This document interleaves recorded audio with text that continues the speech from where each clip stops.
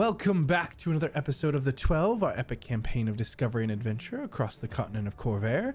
The story streams live Sundays at 6 p.m. Central here on Javelin Entertainment, and if you missed the last session, you can check it out on the channel page or by clicking that link down in the description. Last time, we tuned off mystical frequencies to our intrepid adventurers. They were preparing to undertake the first grand trial of the Lord's Festival. A noble mission to cleanse a haunted barrow of a shrieking supernatural menace, a Banshee no less, the sort of ghastly apparition that ruins both picnics and property values. But fear not, our heroes were joined, nay, blessed, by the illustrious and ever-magnificent Ezra Elazar, leader of the legendary Clifftop Adventurers Guild. With him stood his fantastical cadre of veteran heroes, and the somewhat less historically documented troupe known as Arts and Farces. With the confidence of a man who has never once misplaced his spectacles, Ezra laid out a perfect plan, assigning each team according to their strengths and even gifting them magical communication trinkets so they could chatter across the battlefield. One of the guild's mystical maestros then peered into the barrow with powerful scrying magic, identifying the locations of the supposed civilians and the mysterious anchors binding the Banshee to a gloomy abode. And off they went! The Iron Horizon split into two swift-moving squads. Roland and Jasira soon discovered a locked door within one of the shadowy chambers, but quickly worked their way inside. Roland found a strange, magically blasted tunnel in a wispy veil of arcane energy. Sensibly deciding that curiosity killed the wizard might be more than a proverb, Roland kept his distance, but faithfully reported what he'd found.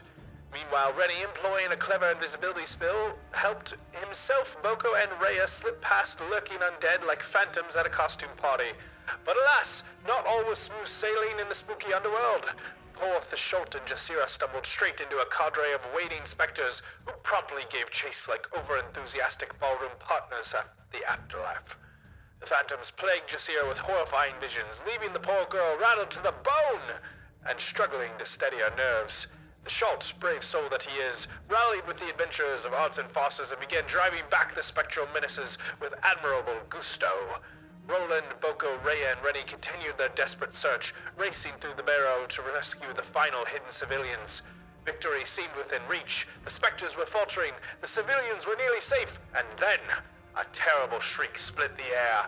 From the depths of the barrow rose the dreadful mistress of the haunt herself, the Banshee, her wail echoing like a cracked church bell across the tombs. What fate awaits our fearless adventurers? Will the Iron Horizon keep their composure? Or will the Banshee's scream send them running faster than a goblin that attacks on it? And where the hells is their halfling? Let's tune in and find out.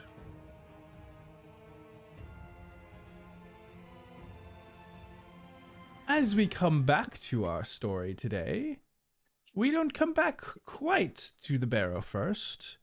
Oh no. But rather to a soft tavern room high in one of the more elegant areas of the Sea Ward.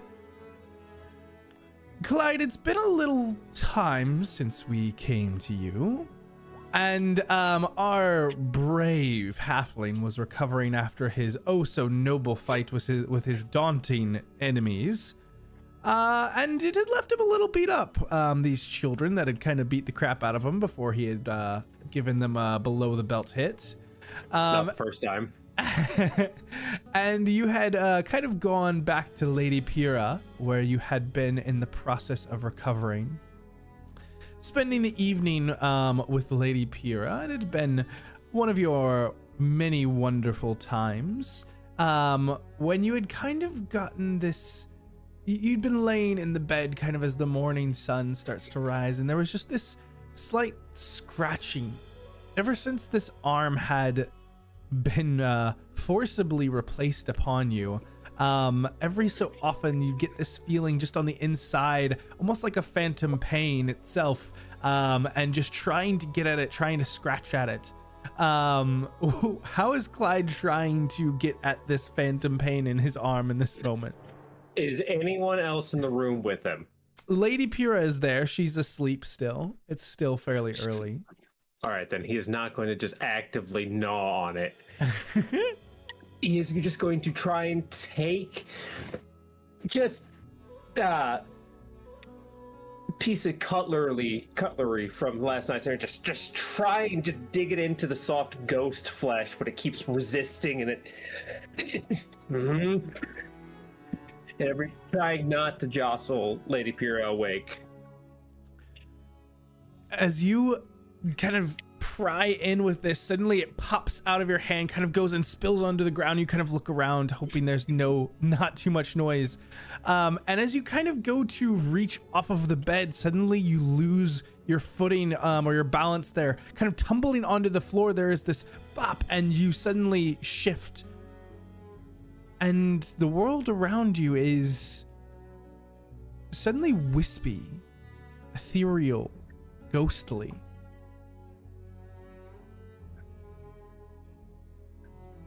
Oh, Lady Pyrrha said the dinner was going to be special. So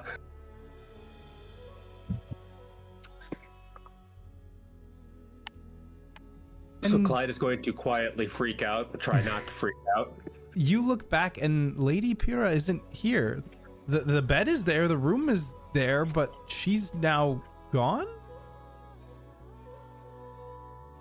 All right, Clyde's going to try and look around and figure out if he is anywhere or if he is just having a hallucination from some sort of drugs gone either too well or too bad. Give me a perception check. Absolutely. Let me actually open all of my things.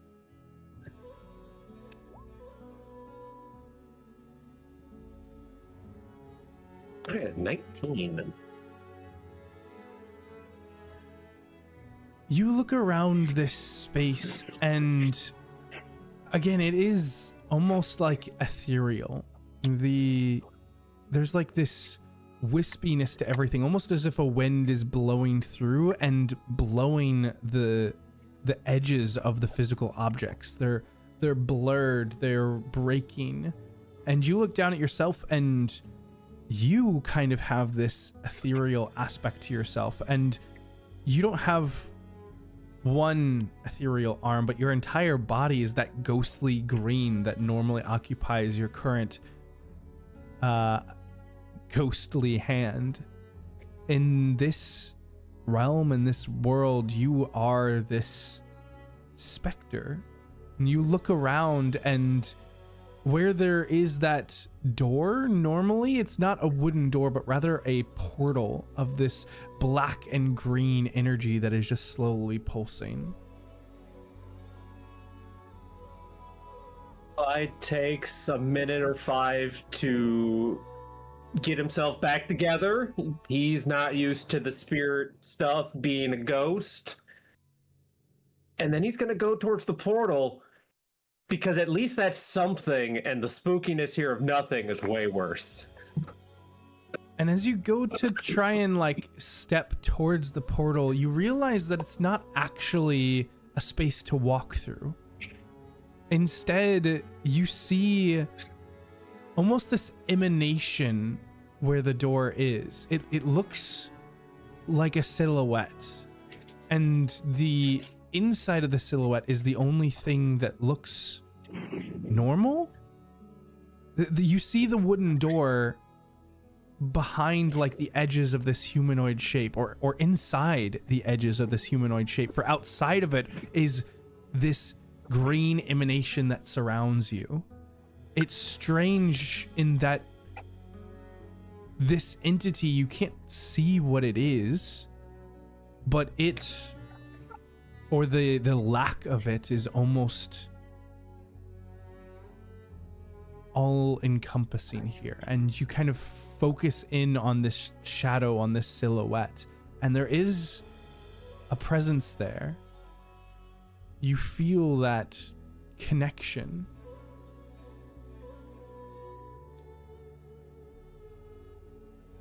Is this body appear to be larger or Clyde sized? It's humanoid size, so probably roughly double Larger. the size of Clyde. Okay, because my first instinct was to try and match Clyde's body with this. Oh, okay. In that case, Clyde is going to reach out with the arm that is usually the ghostly form and try and touch this emanation? You see the silhouette almost like a mirror, as where its arm would be kind of lifts up. And again, you don't see an arm reaching out to you, but it's almost like the shadow behind it of what you can see. And as your hand outstretches, you feel this sudden icy touch, this tingle that shoots up what would be your bone, and this voice that kind of connects with you. Do they have a name for you? Dream voice, I'm Clyde. Who am I speaking to? I am Illustrious. Alright, well, Illustrious, I was not freaking out, but now I'm really freaking out. What's going on? There is no need to be frightened. Oh, that's never worked on me. You carry my boon and my blessing, and thus I am here for guidance.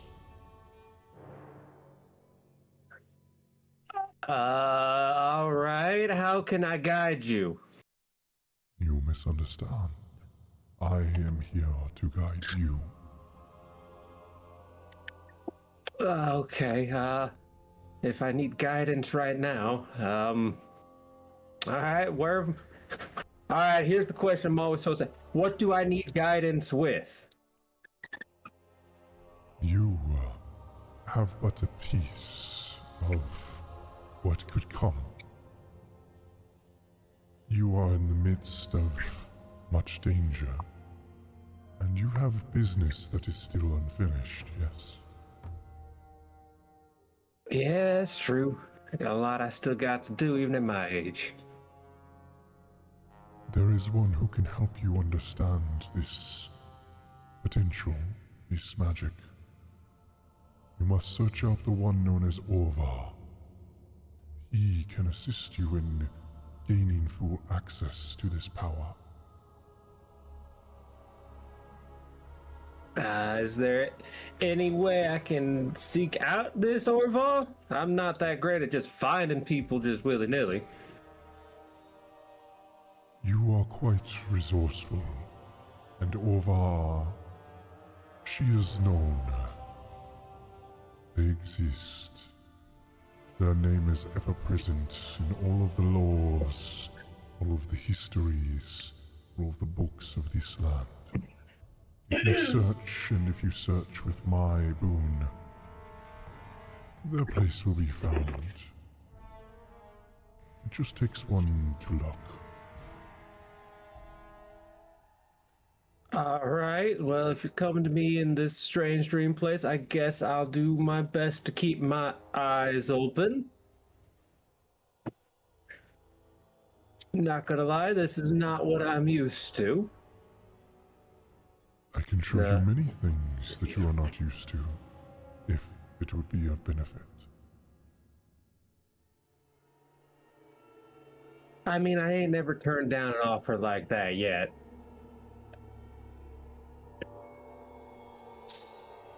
So what would I have to do for you to show me these things? You have but to simply ask. This place is always open for you, and now you have a way to access me. Alright, how And- might I get out? With that, you look down at your arms, Clyde, kind of feeling that same scratch starting to return, and the arm itself begins to kind of open and split in between your forearm. And as this split occurs, there is this small greenish blue, almost like a orb, that begins to appear where your wrist would be. This band forms around it, almost like a bracelet. And as it does so, you find your form beginning to return back, that ghostly green begins to fade slightly. That intensity around the silhouette begins to dim and shrink. This is for you, should you have need to call on me again. Find Orvar, and then the secrets that I have are all for you. I was gonna look at this really freaky thing happening on his arm as he's fading away. Find Orvar. All right. And then he's, I guess, going to fade away back into reality or somewhere. And good luck with your guest. Guest. And with that, as you kind of fade back into this tavern, the silhouette gone, you're sitting there on the floor, and there is just this gentle knock on the door. Hello? Who is it? The fuck's going on? You get up, kind of looking around, and there's no strange signs here. Nothing seems out of the ordinary. Your head hurts a little bit from where you fell on it. Maybe it was just a weird vision. Who knows? But you go over to the door and you open up the door, and there's nobody there. You look around and then kind of look down, and you find what looks to be a basket woven of this dark gray weave, but it's probably a couple feet from side to side with a long handle, and this bright red ribbon tied upon the top. And hanging down from the ribbon, you see this ashen gray paper that is just scribed with curling runic letters. Can Clyde read the writing? Yeah, you look upon the writing. I totally should be able to. I got the thing. Yeah, you look upon the writing, and I will go ahead and share. But you see a note that is written there. Clyde, yes, it's me. Remember that wild night, 3 bottles of infernal blackberry wine, and you running your mouth about how charming you were and insisting you could absolutely keep up with a woman from the lower planes? Well, congratulations, Romeo. 9 months after that little performance, Skit showed up. He's 6 now, which means it's your turn. That's right. For the next 6 months, 6 years, this kid's yours. I've done my time dealing with the biting, the invisible tantrums, and the fact that he lights the curtains on fire when he gets cranky. He's an imp. Don't act surprised. I've placed him with a bag of his junk, and the contract you signed while you were half drunk and flirting like an idiot. Try not to lose him, the contract, or your eyebrows. Your problem now, pal. Lysanthra. P.S. If you teach him the lute, I swear to the hells I'm not taking him back. Clyde really wishes he was back in the creepy ethereal dreamscape right now. Worse day than we are. Clyde is going to lift with shaking hands, look into this basket. As you lift off this like crimson red blanket up, you see in there is a small like black duffel bag and a like bone white baby pillow, but the basket's empty. Oh, it was just a prank. Oh god, I'm gonna kill somebody. Oh, who are you gonna kill? Ah! You spin around and look behind you, and there is this small reddish creature, a kind of curled tail behind them, and this crackling black, what almost might be wings, but they more look like bony hands sticking out of their back. These 2 small black horns out of their head. They're maybe a half of your height. So Clyde's like 2'9". Yeah. He's like a Clyde. And just so that I. Who are you? Tried to say his name. Apparently, it's cursed. Apparently. Okay. It looks like I'm back now. Yeah, no. Yeah, he just looks up at you and just Skit. Skit. The same name is on the paper here. Yep, that'd be me. This is a joke, right? Very funny one. Oh, thank the moons. Okay, so who's the prank? Yeah, it's definitely a prank. Oh, the pranks are just getting started. And you can see he kind of is rubbing his hands together. Clyde is going to do his best to try and remember this event happening. Clyde's going to try and remember. Just remember this. Give me a wisdom check here. Love the choice of music, by the way. You rack your brain, and something about infernal blackberry wine, like there's like a taste in your mouth, but other than that, nothing. The name doesn't ring a bell. You don't know like where this happened 6 years ago. You're trying to put your finger on where you even were. Is it actually 6 of your years? Are there different years in different places? Yeah, nothing is coming to you, just more and more questions. I'm gonna look at this imp next to him and go, alright, so according to this paper, you're mine. Somehow. Daddy-o. Yeah. Fuck. Glad the fuck you do. Alright, so what am I supposed to do with you? You said we were going to kill somebody. I mean, yes, that has happened a lot. Not always intentionally. Right. I'm too sober to deal with this right now. You old enough to drink? You look old enough to drink. Let's go grab a drink. Yes. And Clyde's gonna take his 6-year-old child and they're gonna go have a morning drink and bond real briefly because Clyde cannot deal with any of this sober at all in any way. And Clyde, the first act of knowing you have a kid is taking them to the bar is the greatest dad ever.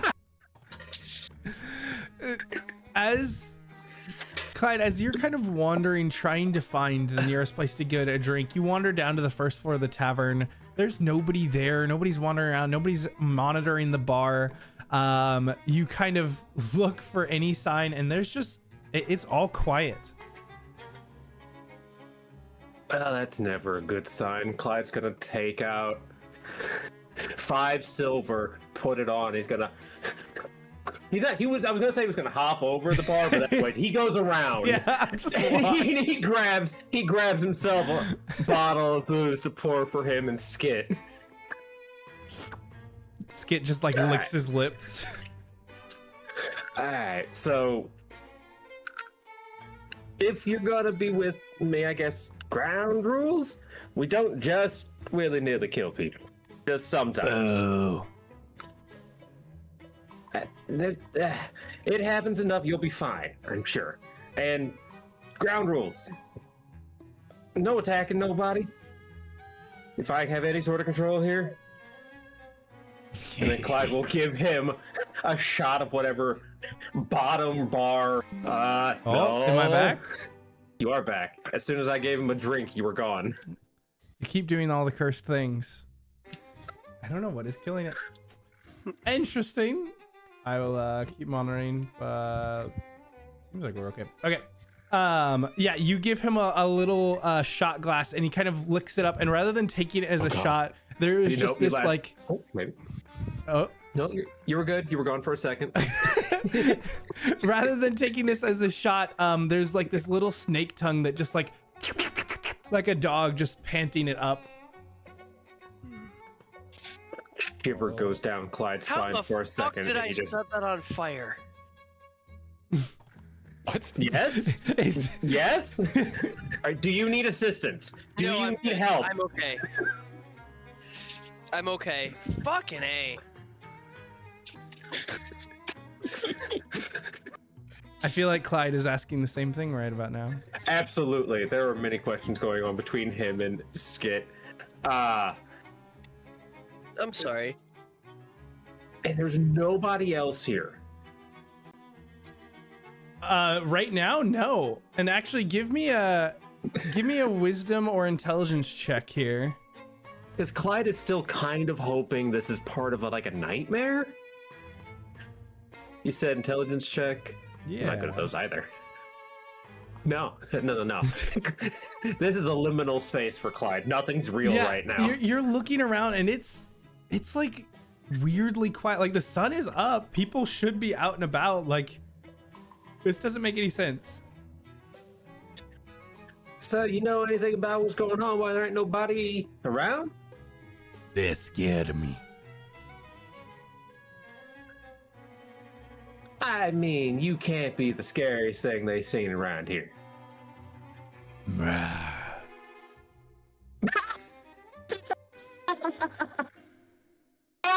He's frozen with that. Oh, sorry, you frozen at that face.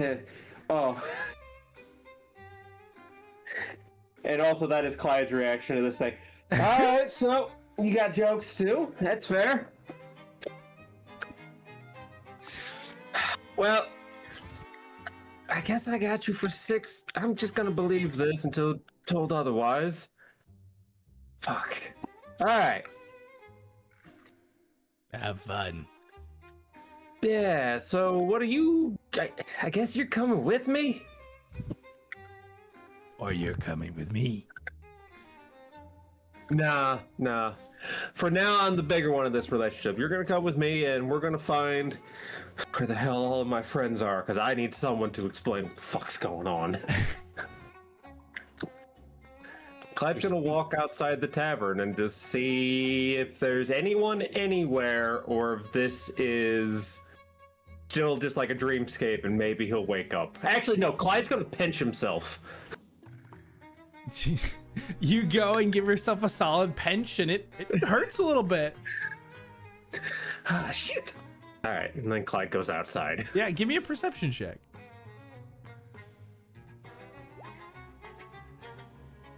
Yeah, you see pasted literally everywhere giant posters and banners for the Lord's Festival proclaiming how it's going to start on this such and such morning, and you're like, oh shoot, that was this morning. Right. And How long have I been out?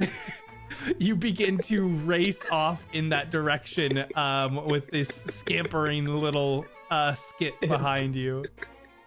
No. I pull out my giddy up horse, and we both go giddying off into the distance. Yes. So as Clyde giddy ups into the distance, Don't worry, I'm coming to save the party. we return back to where we had left off elsewhere, in the middle of a combat in some in this barrow. Yes, in this crypt-like barrow, and there we go. As there had just been a whirl of darkened fabrics, the Schalt, as you had been protective over where Jasira is still kind of cowering, and the tiefling Jessen is kind of looking over her, trying to see what she can do. You're facing off against these two massive ghastly creatures, and then this Banshee begins to wail. And everyone heard across their earrings just a shit from Naomi. With that, I am going to have we're going to roll some initiative here. Let me get a turn order up. And You want us all to reroll here for the start of the day or start of session? yeah. Cool. Let me grab. Oh my god, I'm too far out. No.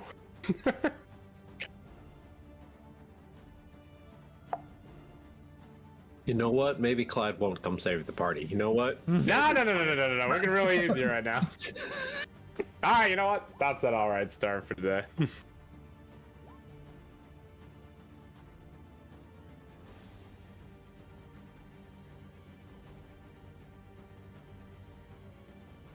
And this is a initiative for everybody. Oh, everybody. Yeah, if you're in this game, you're rolling initiative. Indubitably. I'm not in combat. I don't know why I should have to. You're gonna do stuff. Okay, and let me.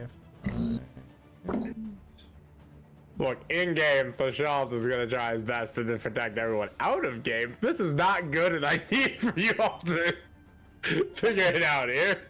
Believe in you. You can do it. Okay. If you die, you get to play as Clyde's new son.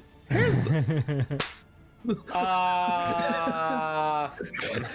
new son, who has the voice of somebody who's been smoking longer than Clyde has been alive. That's gonna be a real problem.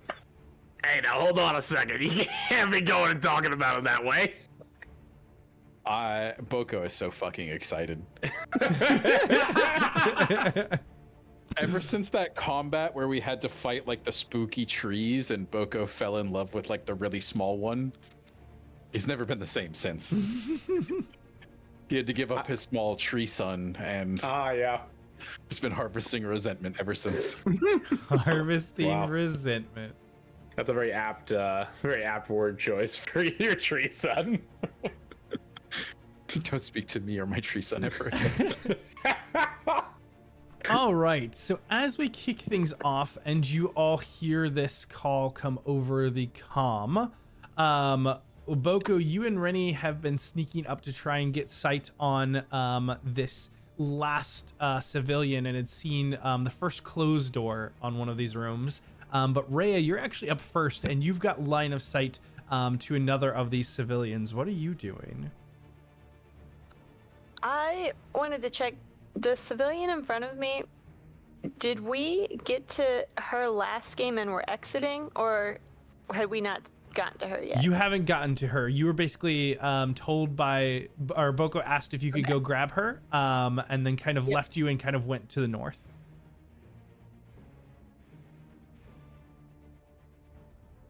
Then I will run up to get inside the room till I can be close enough to motion and grab her attention to try and motion that she needs to come out and hopefully head back in the opposite direction.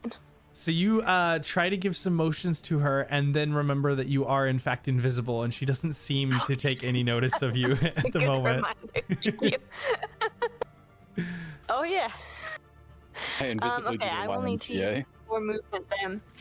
So I'll use my bonus action so that I have dash movement but can actually get up to her and like start pulling her towards the exit and push her in the direction I want her to go. She begins to like murmur in a different language. But she is moving with you close enough as you get her kind of out of the chamber. And is that it, or did you want to use your action for a dash as well? I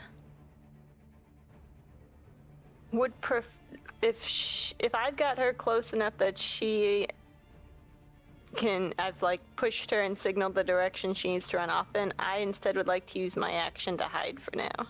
Okay. Give me a stealth check then.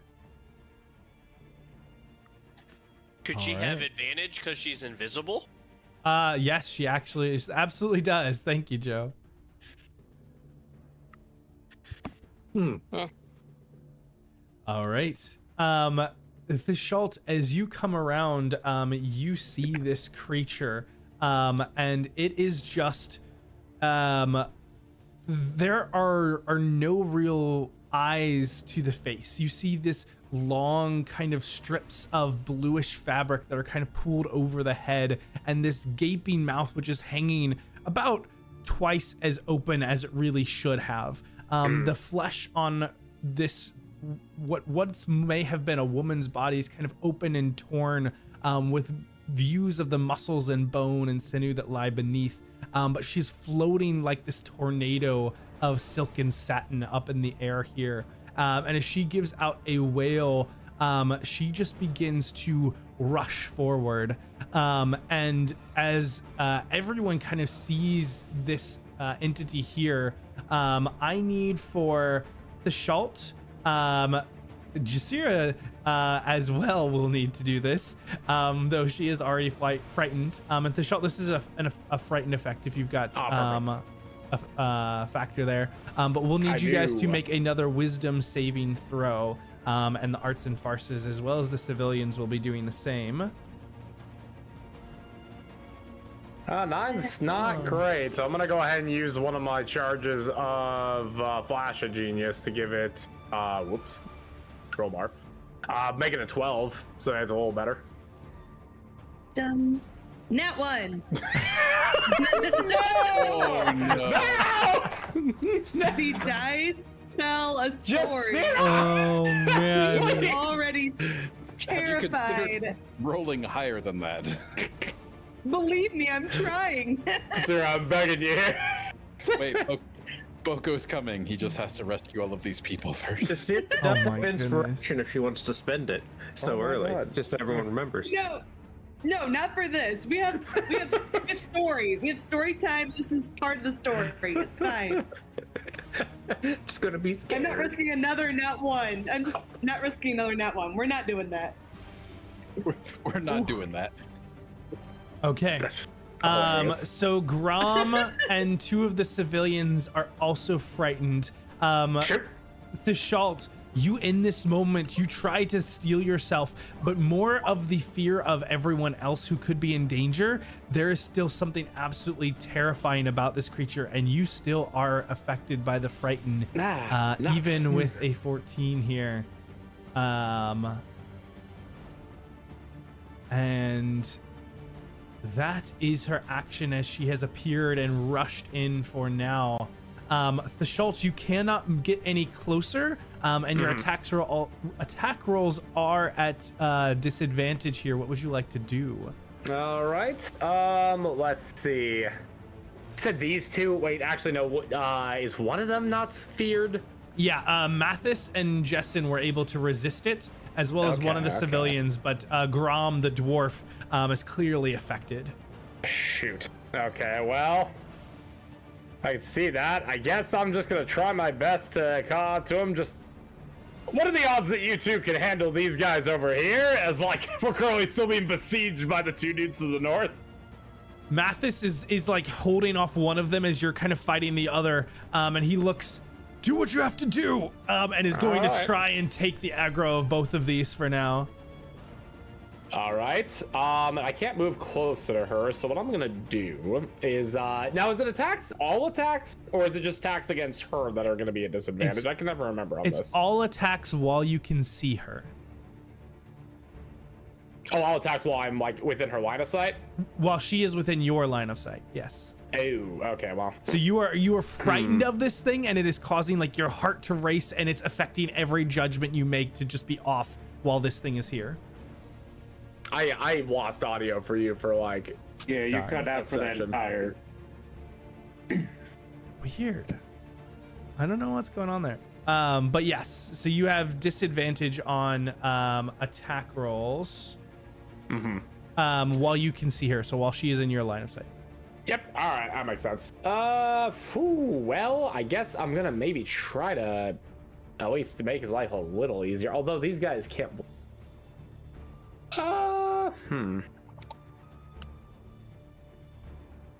Yeah, I'm just gonna.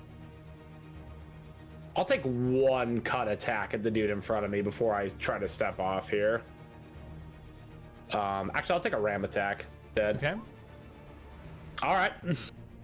Try to push him back so that I don't take the opportunity attack. Yeah, that'll hit. With ram, do you go with them, or is it just a knockback? Let me go read it again. Because I'm trying to remember. I think I have the option to step in, but let me go make sure. Yeah, no problem. You can make an attack using that. Push it in 5 feet and immediate. Nope. Okay, I do move with it. It's fine. Okay, so I'm gonna kind of push him back a little bit, and then I will still have to take the opportunity attack. Okay. So where can I move from there? Go what here, I guess. Well, unfortunately, that was a natural 20. Oh boy! All right. So you are going to take 15 points of slashing damage here as the claws rake into you as you maneuver back towards Jasira. 14. Do I have? Oh no, wait. That power converter I think isn't temp HP. I think it's just real, or stamina in this case. Mm-hmm. Yeah. Okay, we're good. Cool. Yeah, I am going to do that, and then I'm not going to take my second attack. I'm instead going to probably just sit down and try my best to protect the civilians and Jasira, which is not part of the original plan, but just step next to her. All right, Jasira, look, I understand this thing is kind of scary, but like, I'm going to need you to hopefully stab out of it as soon as humanly possible. As I look back towards the Banshee, just, all right.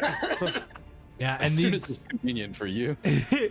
These ghoulish creatures begin to close in around Mathis on both of the sides. But Boko, we now return to you again. You and Rennie have come up. You see this closed door on your side. What are you doing? Boko's gonna rush. Now that the cat's kind of out of the bag, Boko's breaking stealth, and he's gonna rush. And over the earring, he's gonna say, "If you can get away from it, run." And then he's going to call out to Naomi and go, "Naomi, keep us updated on its position." It's right next to us. It's not looking good. Ezra, hurry. I'm gonna start working on the door. Yeah. You come up and test the handle. It is indeed locked. How are you trying to get through? Boko is going to, again, in his integrated tool sets, whip out his thieves' tools and give it a go on the door.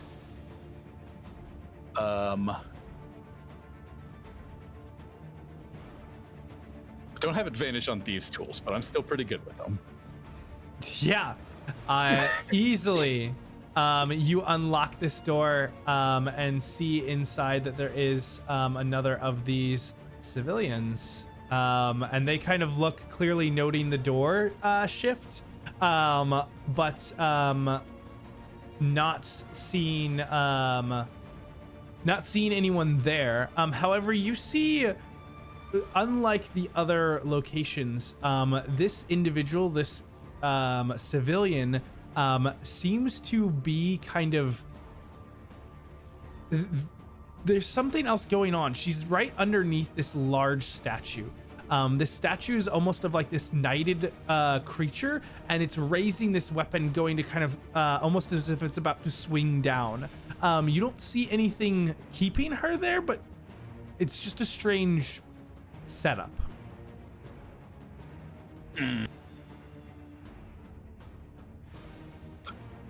It's not good. Boko's gonna try to give it a he doesn't have any movement. Boko's gonna let out a low whistle, try to get this person's attention. She's looking around. You can see she's looking straight through you, but she just can't see anyone yet. She's gonna say, "Come to the door." I cannot. Oh fuck. I don't think I have anything else I can do with the bonus action at the moment. I do still have detect magic up. Is there anything in here that is magical? Good point. Then yes, you absolutely get a strong emanation of, I think it would just be communication magic, perhaps, or maybe a bit of divination from the statue itself. And if that's the end of your turn, she just kind of bites out, "If I move, this thing will kill me."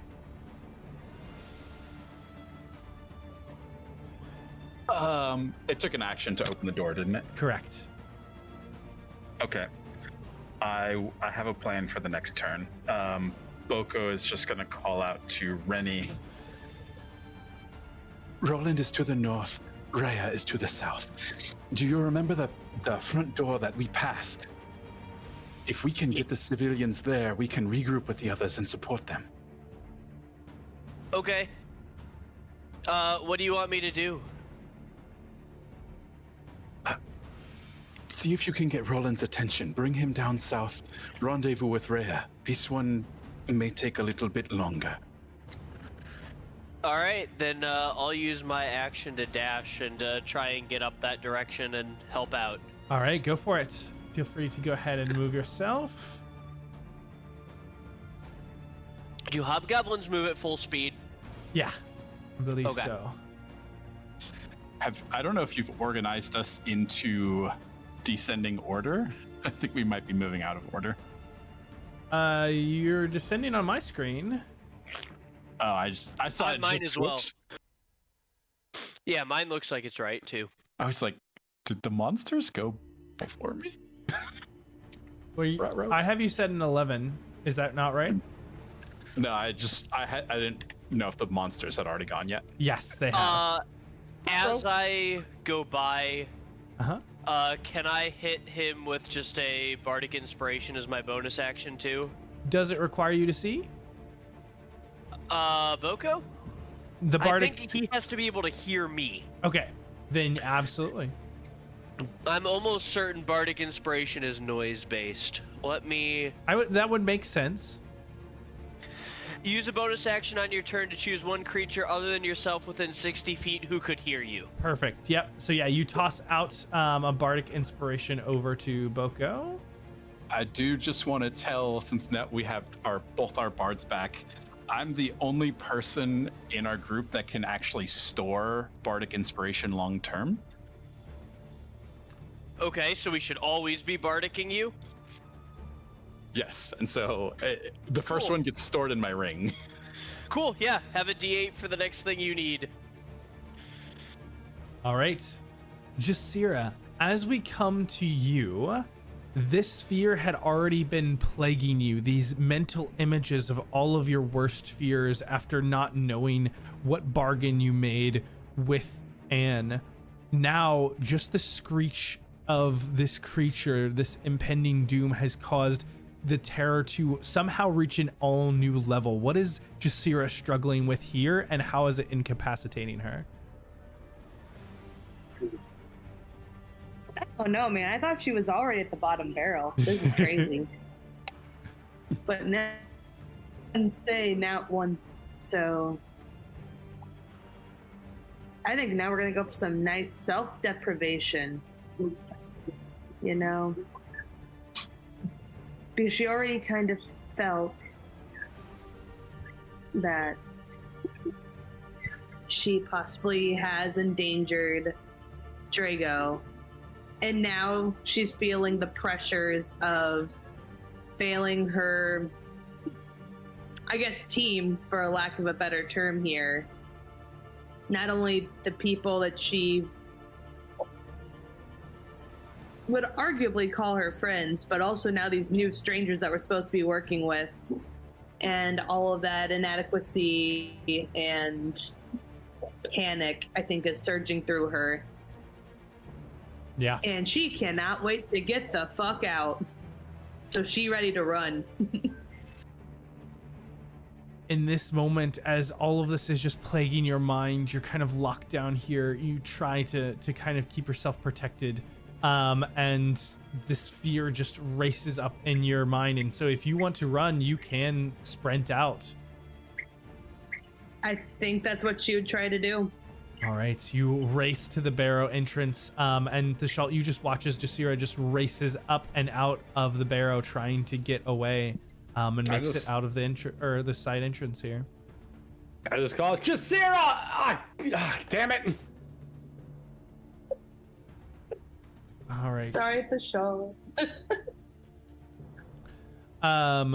Jessen is going to launch a quick firebolt at these creatures as they try to close in around Mathis, but this dwarf Grom, still affected, is going to do something similar, but in the opposite direction. He kind of runs into the interior to kind of try and find somewhere to hide among the stones, as these what would be civilians normally, but are actually trained warriors. Two of them are kind of infected by the terror and kind of shrink backwards, but one of them has the blade at the ready, and she actually steps forward.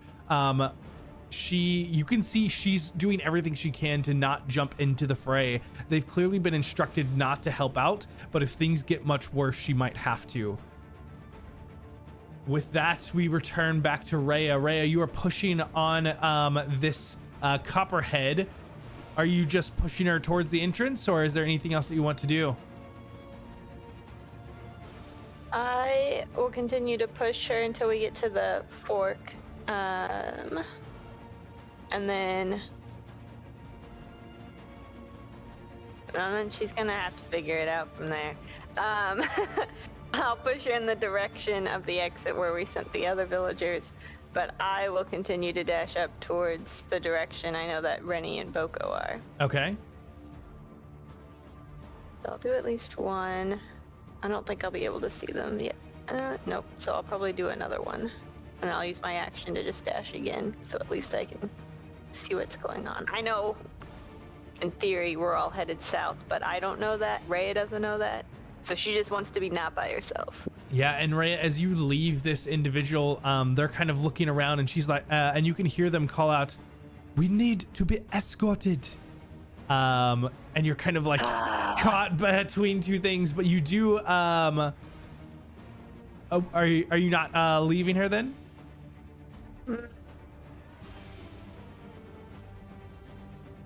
It's like a long way. She can move way faster without me. I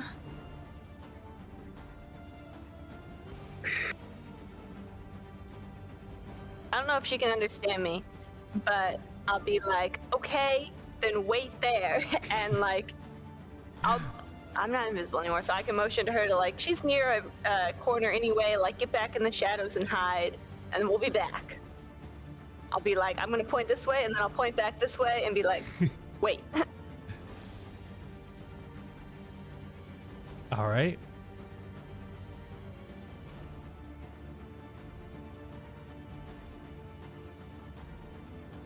With that, we come back to the Thashalt as you are facing down this Banshee. She now begins to float towards you, and just begins to these long extended fingers with these angular nails on them as she swipes out towards you and towards Jessen here. That is a 16 to hit you. Does that hit? I actually don't. Hold on. It does not. I have 18. Perfect. So as these claws try to rake in towards you, your armor is hefty enough that hold them at bay. Nice. But you see as Jessen is connected with by these claws, and you watch as just the one carving from the claws begins to already almost decay the flesh around where the strike happens as she screams out in pain. Thashalt, it is your turn. I needed you to make me another wisdom save at the end of your turn. Jasira, I needed a wisdom save at the end of your turn as well. Do I get that at advantage still, or is that like even though it's not the initial effect? I guess it depends on like whether it's still considered a frightened since it's trying to recover from it. You are at disadvantage if the Banshee is still within your line of sight. Yours would be at flat, Thashalt. Jasira, since you've run out, that does succeed. Thank goodness. Also, all right. Nat 20, it should succeed. Girl's gonna be like, why the fuck am I running? Runs back in. That's gonna be so bad. Here goes. Build up momentum. That's all. Here. So yeah, just Thishal, as you see Jasira rush out, you're like, that's one less thing that I have to worry about, and you turn your focus, and the fear of this situation starts to fade from you. All right, good. So now, I guess, seeing as our friend here is being attacked, I'm gonna kind of. And I see this chick and pulls out the blade, right? Yes, absolutely. Okay. My best bet is probably to get this chick as far out of the way as possible. So I'm gonna pull out Ram again. Okay. So, which I assume is swinging flat. So we're gonna try one. Okay. That hits. Sweet. So I'd like to move for 9, move for 9 or 5 south, if possible. Okay, sick. That works. And then I keep closing my character sheet like I'm not gonna press the second attack. Yeah, and as you slam 11. into her, you see that your attacks, even though they are magical, are just not doing very much to this entity.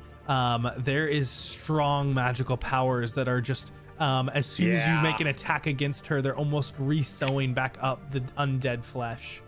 That seems about right, which probably means cut is not going to be my chain attack. Let's try for grab. Not with a 10, I'm not. Yeah, you reach out towards her and it's just wispy. You almost pass through what you thought were this cloth that doesn't seem to really be there. All right, well, got her at least a little out of the way. So 9 damage, and now I am hopefully the prime target here as I, do you mind if I move myself like a little bit, just kind of shimmy like this way? Nope, that works. Sweet. You see again, Mathis is kind of holding his own against these creatures for now. Thank goodness. Kind of even in their struggle. And so the Copperhead watches on, but she is tense. Boko, what are you doing? Boko is wondering if his call to the others to run from the Banshee is being heeded. Boko is going to reach out a hand, or he's going to call out to the Copperhead, and he's going to say, "Allow my magic to guide you." And he's going to reach out and he's going to try to teleport her out of the room. Ooh.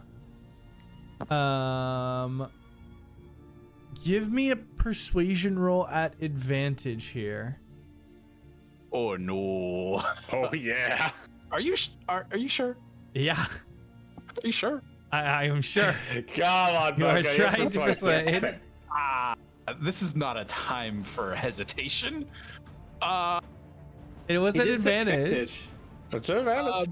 I will say I'm more confident in Boko's ability to force her to teleport than his ability to persuade her to allow him to.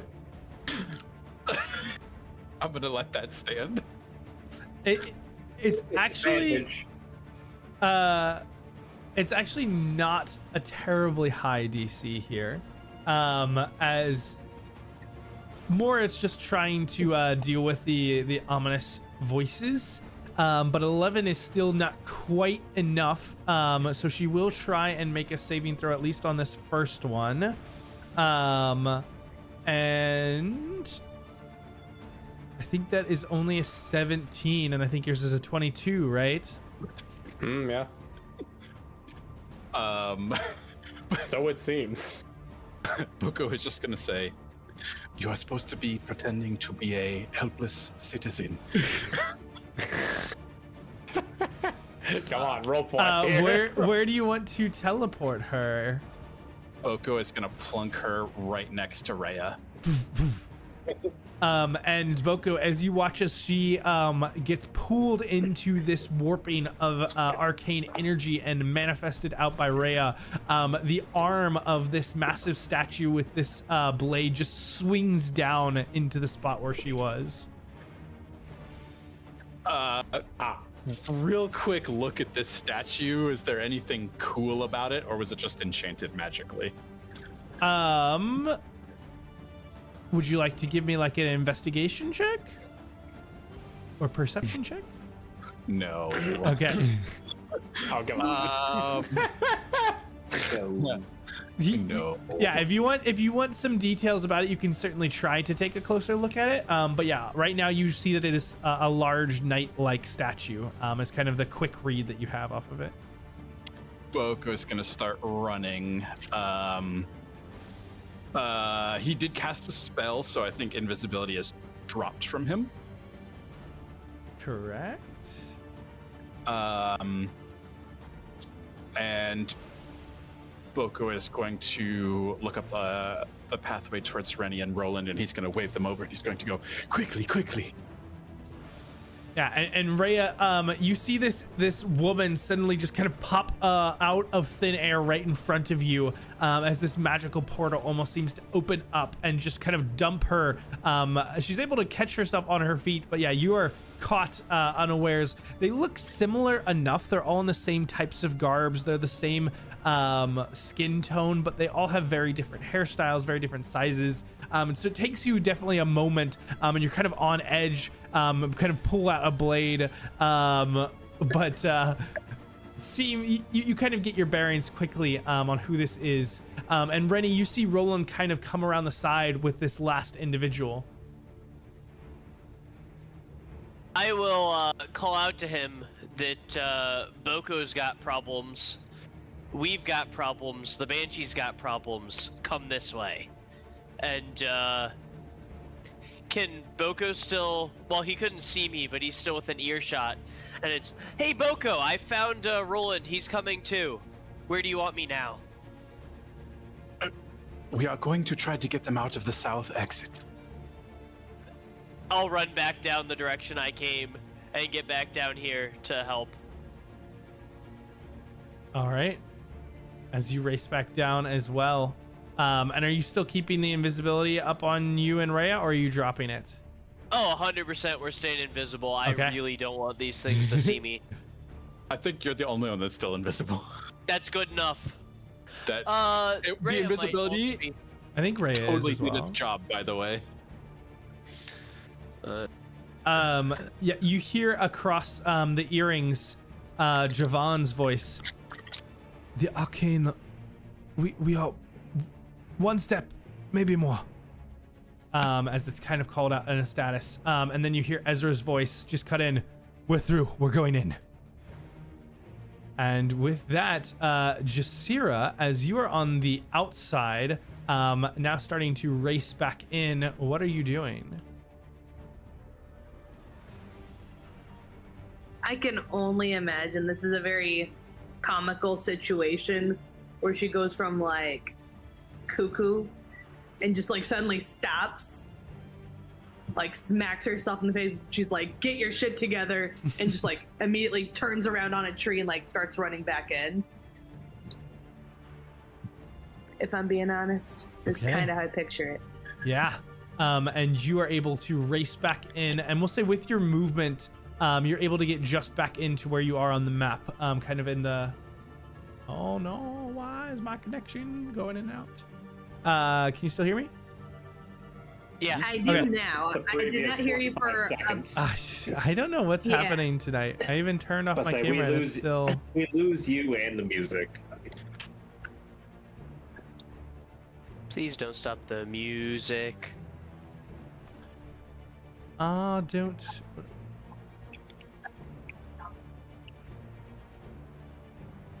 I don't know what's going on tonight. That is strange. Okay, more troubleshooting to do. But yeah, Jasira, you get back into the doorway with your movement. Is there any actions that you would like to do once you get there? Let's see. We are how far? If she's feeling real fearless, she can just run up to the frickin' Banshee, I guess. Let's see. And I'll say Thashalt, since you're right here, as you heard Ezra's voice saying that they were going in, the Banshee's head snapped to turn to the side. Like So- towards the tunnel behind her, or Like in this direction over here, Oh to the boy. right. Ooh. That's not good. So I think if you allow, Jasira will do Step of the Wind using one key, Okay. so she can get her dash bonus action Uh-huh. to get her up to Banshee, and then we'll use the action to do 2 magical for the sake of non-magical resistance punches. Because now she's mad. All right. I'm gonna be honest, I think this chick has magical resistance too, from what I'm seeing. So, I do want to know, because she's still exhausted on ability checks, that does not count for attacks, correct? Does Cool. not count. Oh yeah. Sounds good. Try So your we'll do best. just a regular 1, and then a regular 2. All right, the first one does not hit, but the second one does. Yeah. You come in, and already this Banshee is starting to move away, but you're like, not so fast. You give it a second punch, and so go ahead and roll me damage on that one. Similarly, you notice that it's not doing as much as you hoped, but it's still something here. This creature, you can a feel start. the power emanating off of it. And Jessen is going to kind of see you, and so you're right next to Thishalt, like here? Is that right? Yeah, I was trying to go, like, here or Here. there, so either one. Okay. Either one. Jessen is going to kind of shift over, seeing you, being able to help, and step over to assist with Mathis and try and do another firebolt against these creatures to help Good, him. Rhea, I'll say actually in this moment, before we get over to the other side, Thishalt, you see as the Banshee begins to move and leave, and you watch as she shifts around, trying to phase away. You and Rhea or Jasira can take attacks of opportunity if you'd like. All right. So I'll look over to Jasira. Oh, nice of you to finally come to your senses. And I'm going to try to grab her again. Let's see if this one works. You go and try to reach out and grab her, and you do kind of get a hold of her, and so you can roll damage, but you watch as she just phases right through your grip. You can't actually hang on to her or grapple her. All right, well, at least that confirms it. I kind of botched the first attempt. How's the 14? 14 does not hit, unfortunately. As you try to hit against her, again, she's just phasing in and out of this, and you watch as she even like phases into the wall as she flies away from you. I guess I scared her. That's not great. That means she's going for the other team. Let's And follow. here in this, Thishalt, is there anything that you want to do as she's leaving? I don't think it's not my turn yet, is it? We're gonna kind of loosely do Okay, turns because we great. may, depending on what will happens here, we may or may not still be in initiative. Well, I guess I could, ooh. I have to go check what this takes. Oh, yeah, that'll work. I'm going to cast Expeditious Retreat if I'm able to, because it's Sure. a bonus action. Uh-huh. And I will just get ready to run on my turn, as I'm going to click a few buttons and flip a switch that was not there on the last model. Yeah, and you can go ahead and use your movement wherever you would like to move within your movement All right. speed here. In that case,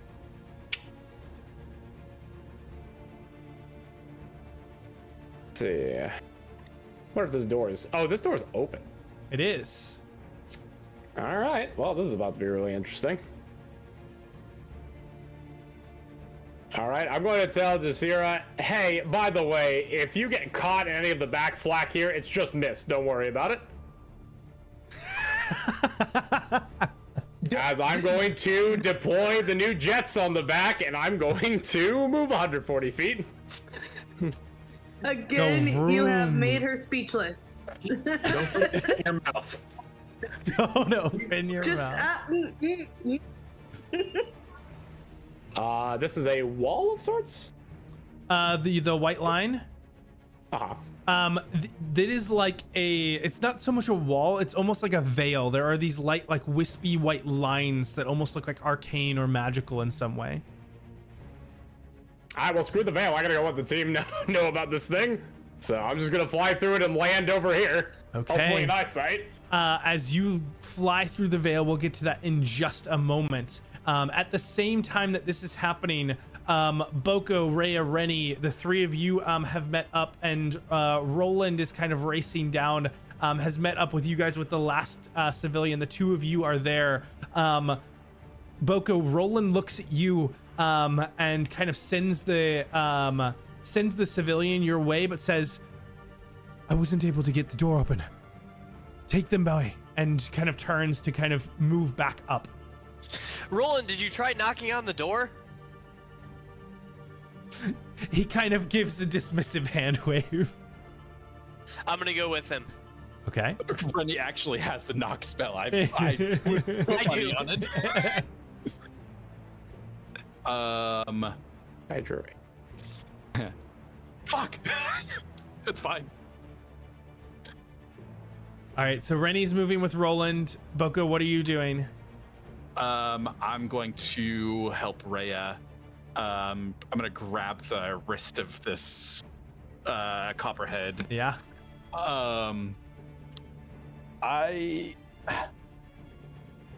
Fuck. Boko's gonna touch his earring again. Naomi, keep us updated on the Banshee's whereabouts. Where is she? I can't see her. I can't see anything in the main chamber.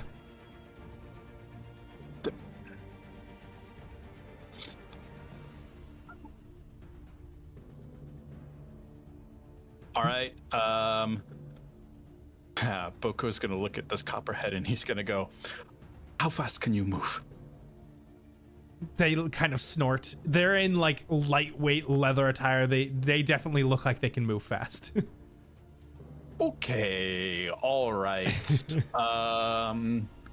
I will also cast Expeditious Retreat. And we're gonna start moving. Yeah, so with your Expeditious Retreat, Rhea's double dash, we'll say that you guys can do 30, 60. We'll say you guys can get down close to here and pick up the other one as well with you on the way. I'm also going to merge with the Chimera and use my bonus action to perfect the merge. And Boko has... It's the Expeditious Retreat is a bonus action, right? Yes. Oh, yes. Sorry, you're right. Okay, we'll get to that if you would like to do it. But it has to be next turn. For now, I think we got to everyone except for Jasira. We'll get to Jasira here in just a moment. I do want to roll for Grom. Yep. Oh, Grom succeeded.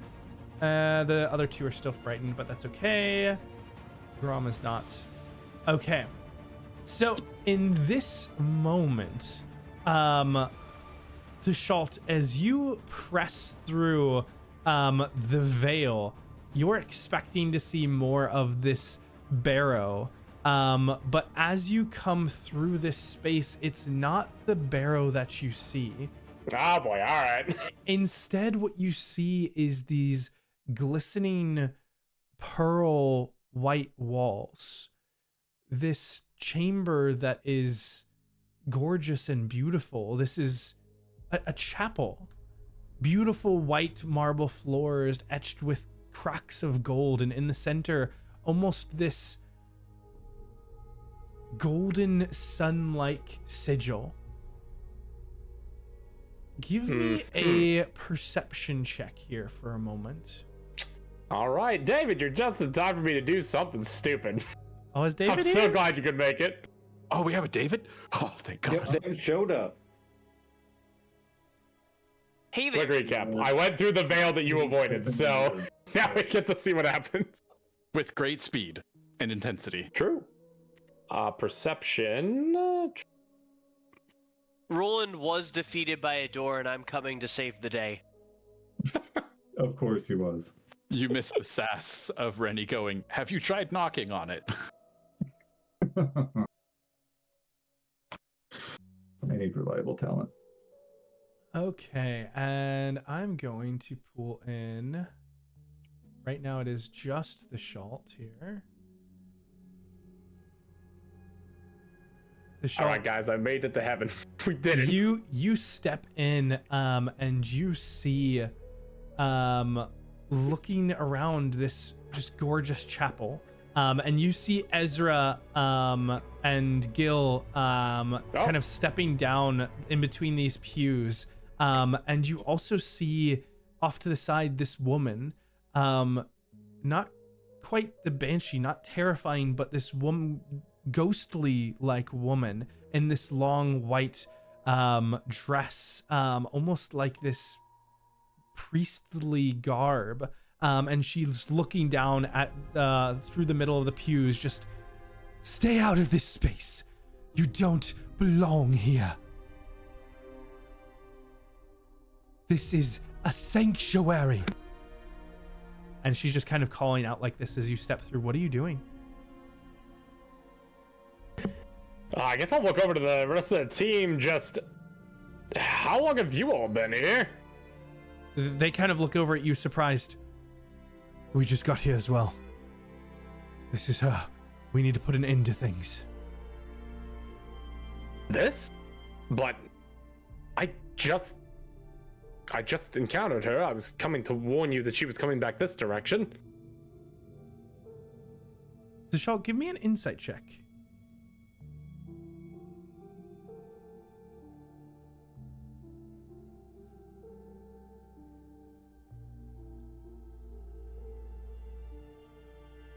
Nice. You can see that there is anger growing in this woman, and as she is starting to call out angry, just get out!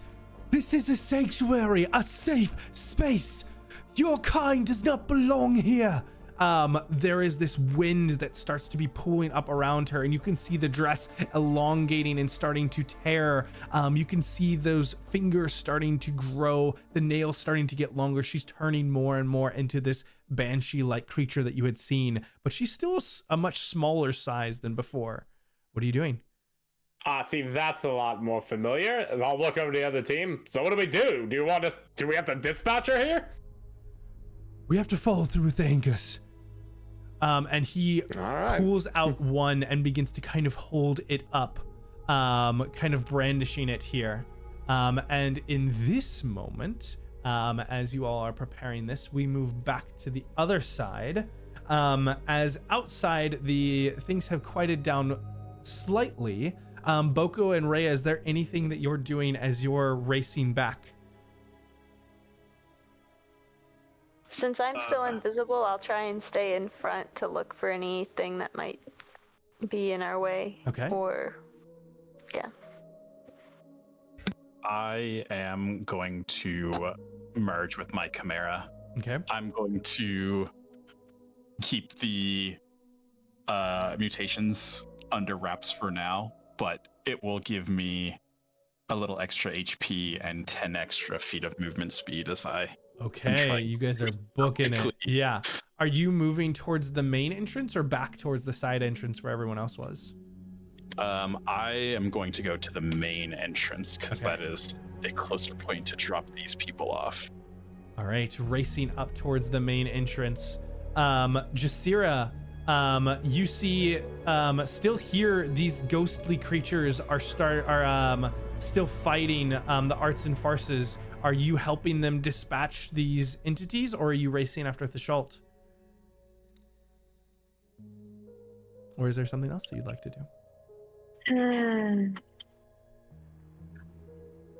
Her inclination would be to show off her speed and run after Thishalt. However, for the sake of splitting teams, our job was to save the hostages. Mm-hmm. Therefore, she will try to follow the mission and go up against the spirits that terrified her in the first place. That's my goat right there. Nice. You had my back. All right. She tries to follow the rules to a degree. And just give me... Jasira is going to be the recipient of a crisp high five as soon as it's over. Just go ahead and give me a couple attack rolls here as you, Mathis, and Jessen are fighting off these creatures. Now not nearly as strong without the Banshee to back them up. Boko got to make his How silly about reckless an decisions. 20? Now it's my turn. Yeah, Jasira, how do you take out one of these creatures? So, can you describe the creature one more? Yeah, these More are like time for me. It's 12 been, like, foot. 2 weeks. They're like 12-foot undead, almost zombie-like creatures with long, extended claws, arms that kind of hang down, almost ape-like, dragging the ground. They're immense, but they're not incredibly strong. Well, what I'd kind of like to do is I think she, with the zombie-like description, I think she would ideally rip off one of their arms and then take their claws and like, what's that? Disembowel them. Ah, I love with it. Yeah. Their own claw. Just kind of breaking it off with a elbow and twisting it around to cut open. Mathis kind of carves in, cuts off the wrist of another as Jessen kind of throws a firebolt right into their chest and it blows out the back as these two creatures drop down unmoving. And with that, we'll go ahead and clear this initiative for now. But with your help, you're fighting off the last of these creatures, so they are no more. Perfect. And for Rennie and Roland, you had tried to open up the door quickly, and the first attempt wasn't successful. So you had grabbed the civilian, kind of bringing them down. But your curiosity was still there. The door is still unopened as you and Rennie are kind of racing back up right now, as well as Javon is still kind of struggling with the sigil. With you and Rennie, what would the two of you like to do?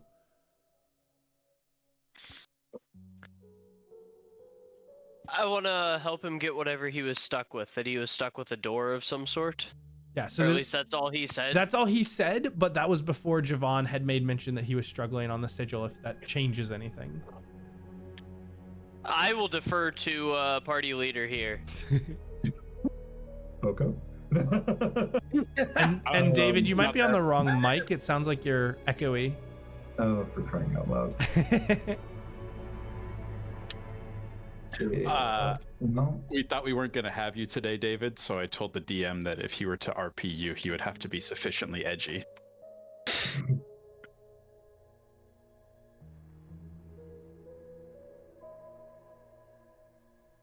Okay, how about that? Yeah, that sounds better. Much better.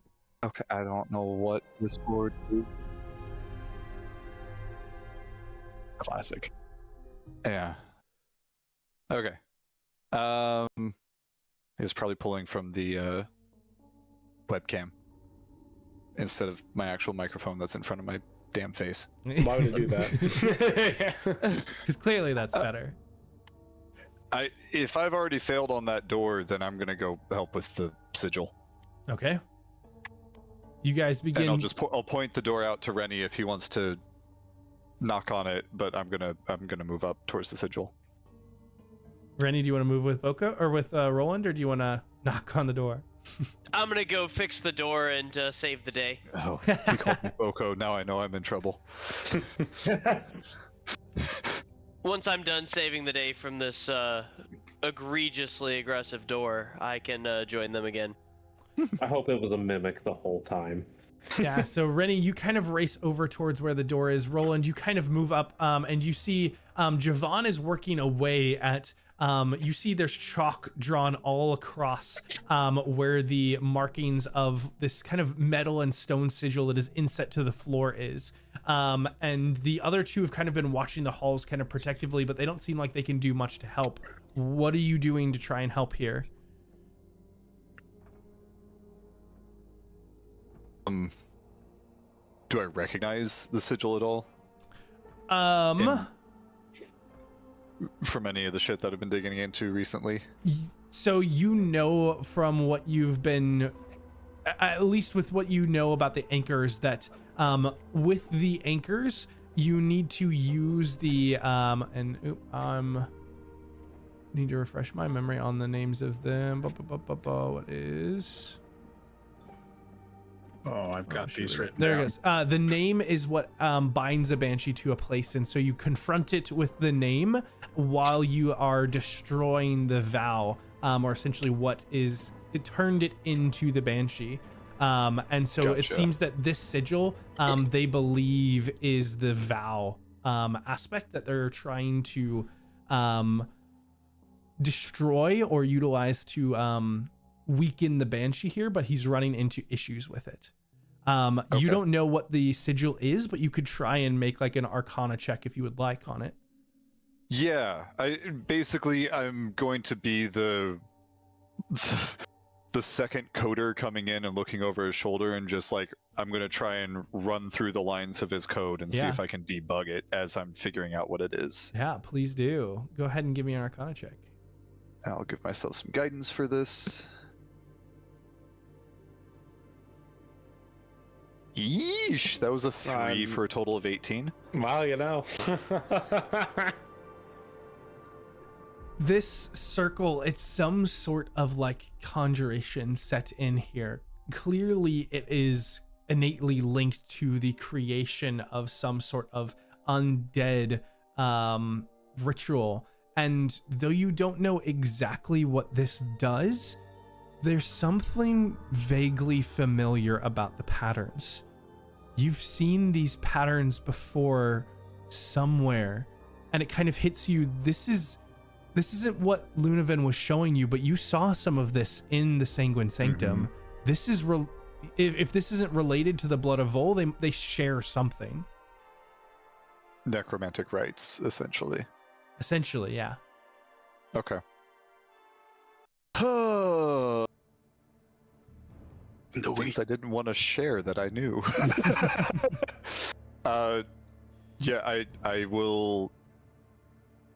Yeah, just start going over it and see if I can pick up a discarded piece of chalk and then just start making corrections wherever I see something off. Yeah, you're working at it, kind of giving that extra look over for now. Rennie, you move up, and if you would like, you wanted to cast the knock spell? Yep, I'm gonna go defeat the door that confounded my friend. Yeah, with the knock spell, it is easy enough to unlock it. Are you opening it up? Oh, absolutely not. Okay, so you unlock it, but leave the door closed. Yes, I will go and mention that I've accomplished my mission. I will head back towards him and I fixed it for you. The door's unlocked now. Roland's raging curiosity is not sated. Boko, you and Rhea are able to make it outside with the three civilians, and Naomi's voice over the call just says, "All 6 civilians are secured." At this point, Mathis kind of looks over at you, Jasira. Why don't you go and help your friend? We'll take the 4 of them outside. And they begin to grab the 3 civilians and Naomi and kind of escort them out as well. Poco is gonna look at Rhea and he's gonna say, "Okay, now we return quickly and support with any kind of abilities we have." He'll reach up and touch the earring.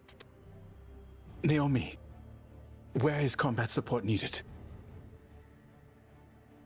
The short Ezra and Gil have gone into the center chamber. I can't see them. Javon and the others are up to the northeast working on the sigil.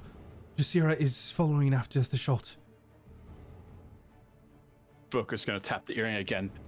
"Updates on the anchors. Where are we?" Ezra had one of the anchors. Javon is at another.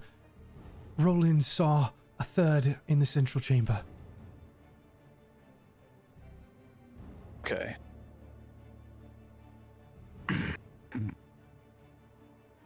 Boko's gonna look at Ray and he's gonna go, "Now is the time to move quickly." And Boko is going to begin casting a spell, which causes his body to change slightly.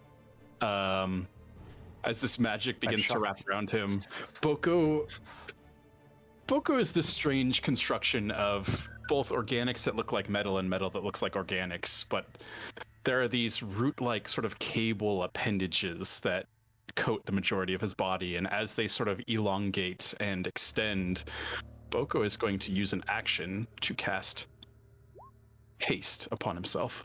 Whew. Super speed. and he's going to attempt. He's confident that Rhea can probably actually outrun him in this form, but now they can move without anybody slowing them down. And so were you guys dropping off the other three kind of at the side entrance and then going back in the side, or were you just getting them outside and then heading right back in? Were we supposed to protect them outside, or were we supposed to just escort them out? It was unclear and open-ended. Just leave them with an order to wrap around the side of the barrow to reach the others, and then tap the earring and say, "We're sending the copperheads around to you." Okay. Specifically talking to Arts and Farces. Mm-hmm. But yeah, you guys drop them on the outside and begin to move back in. Where are you headed? I think to the northeastern chamber where that anchor was. Okay. And if they manage to sort the anchor out, then we can just go straight into the central chamber. All right. So as you two begin to race off in that direction, Ray, I assume you're following with Boko? Yes, she's very tired of running, but she will do it. All right. Then for now, you race up towards that chamber where they're still working away. And with that, we return back to where the Thashalt lies. So Thashalt, you see Ezra and Gil as they're preparing their weapons, and the anger of this Banshee starting to increase. What are you doing? All right, well, if they're preparing weapons, I'll prepare too. All right. So we might have to stall for time while we're waiting to get all three of these anchors. I need for you to go ahead and roll me initiative then here.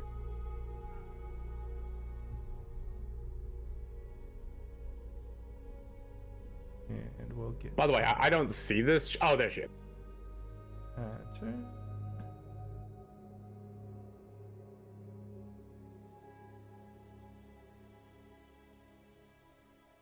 Alrighty. I need to roll for this. Oh, okay.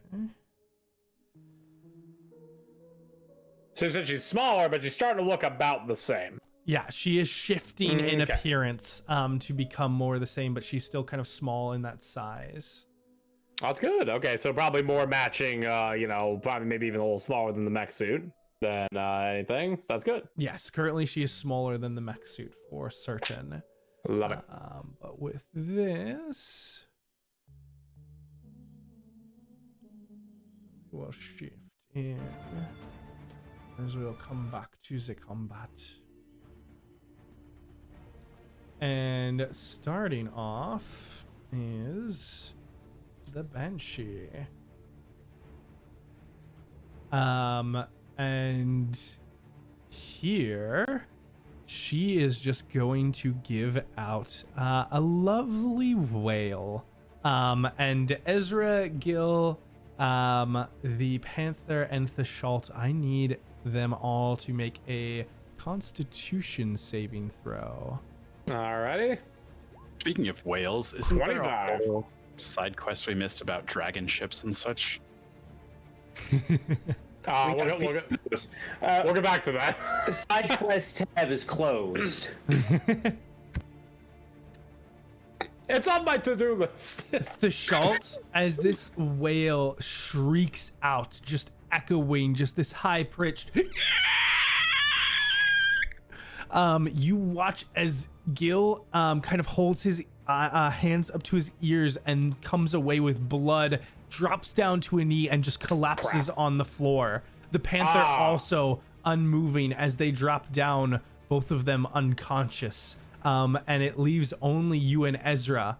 But Ezra begins to race forward with a blade drawn. Typical Welsh. Now is the time, Sir Thashalt. And he has in one hand he has a blade, and in the other he has this like sun-like emblem that he is holding up towards this entity. And let's see if I have. Yes, so it was this one that he is holding. So he's brandishing out this, and it kind of fills his whole palm as he's trying to hold it out to bind this creature. Seems to withstand this wail with you. And with that, it is your turn, Thishalt. Good. All right. Well, he's just able to race forward. Well, I suppose since you've got the anchor, there's one thing I can do. Anchor her in place, as I'm going to try and fly up and slam down with one of the ramming attacks. All right. Since I still have, until the end of the turn, the 70 feet of fly speed. All right. Is that at flat still? Is what at flat? If I'm coming down from vertical, is it still flat? Coming down from vertical. Am I? Yeah, I'm trying to slam her to the ground with this first ram attack. Oh, if you're coming down, is it still pushing her? Is that what you're asking? No, I was asking like, do I get anything? Like, does it have any plus to it, or is it just flat? Oh, yeah. Just roll flat for now. 22. 22 definitely does hit. All right, sick. Maybe we'll knock her prone. That'd be cool. But I doubt it since she's a Banshee. 12 points. You watch as you slam in, and again, the skin just seems to regrow, dealing hardly any damage with your attack.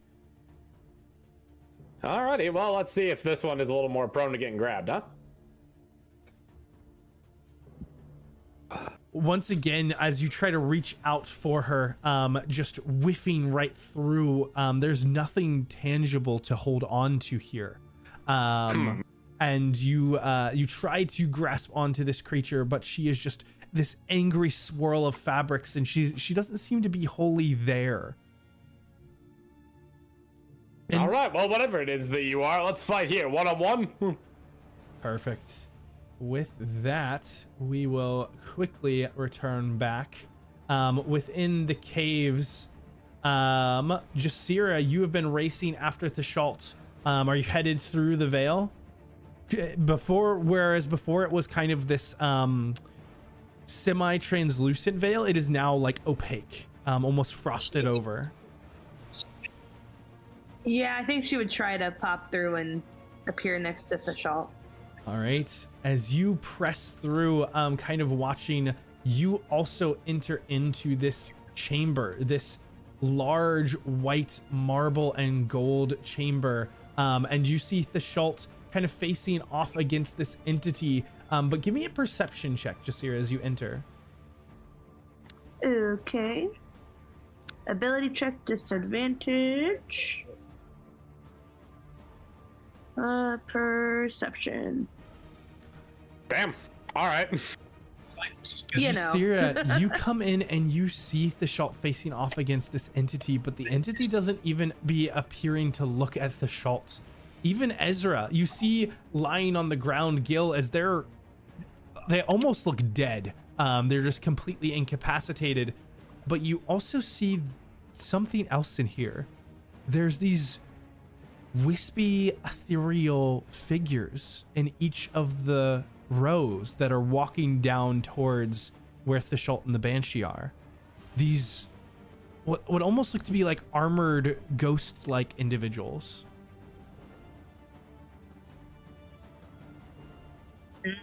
And you see one of them in particular that looks to be kind of differing. Many of them kind of have helms. One of them kind of has the helm off and is kind of walking down the central aisle.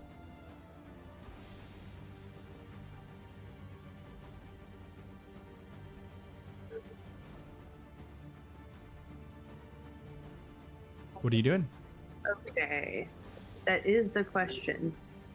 So, does it look like the Thishalt has the bride Banshee lady, the priestess Banshee lady, kind of handled, at least for the moment? I think so. I mean, he's confronting her. Whether he has her handled or not is up for debate. That is a start. Then I Kind think of up to she her, will. isn't it? In theory, I think she'll try to tackle some of the armed ghostly guards that were kind of walking by the aisles. All right. So you're just rushing up to one of them to try and take a strike? Yeah, I think we can get up right about there. Forget about your restraint, guys. I mean, we're supposed to subdue the Banshee. Yeah, you pop up right in front of one of these individuals. Subdue, we're supposed to salvage its soul. I don't know how to do that, so I'm just gonna subdue it. You feel free If to you do wanna what make I need a- to afterwards. Jasira, go ahead and make attack rolls for me. Yeah. Got a I'd say what? we're proficient in Boko, so we Hold might on, know that what should not have been disadvantage. Yeah. But technically, that would be 24 two hits and 27. on 24 and 20.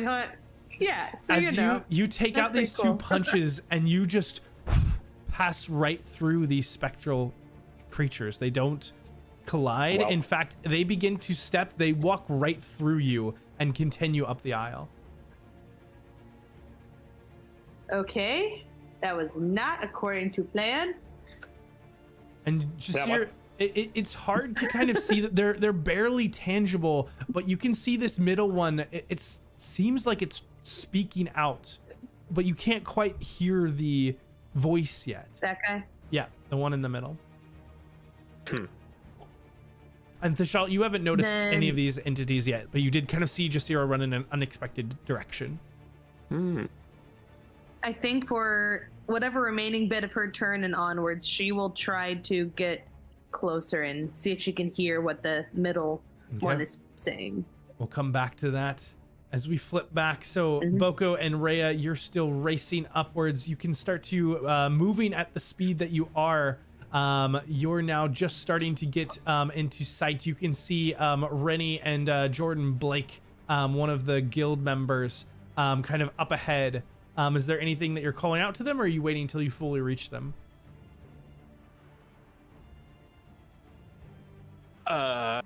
Tap the earring really quick and check in with Roland and who is the other ritualist that's in the room? Javon. Just tap the earring. How are we doing on Zianka? Oh, got a little French in there. Roland, Zanka. you've been following over Javon's work. It's perfect. There's no errors in it. For the life of you can't find what's wrong. If you'd like, you can make me another Arcana check unless there's something else that you'd like to try.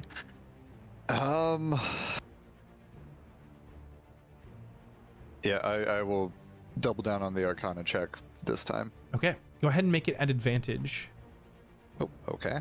because of what you discovered last time. Much better. I don't think I'm 30 feet away from. No, definitely less. Definitely more than 30 feet. Well, It's okay. It's still a 32. Roland, what you find, this space, it is very similar to the rites that you saw in the Sanguine Sanctum. This inscription, it's not meant to make someone specifically a banshee. Rather, it is a way of conferring powerful magics to someone undergoing the process of becoming undead. And this difference gives you the focus and the adjustments that you need to make in order to adjust this magic to try and break this sigil.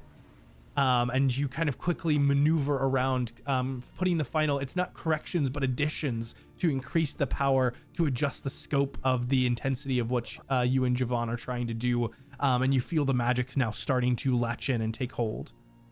Excellent.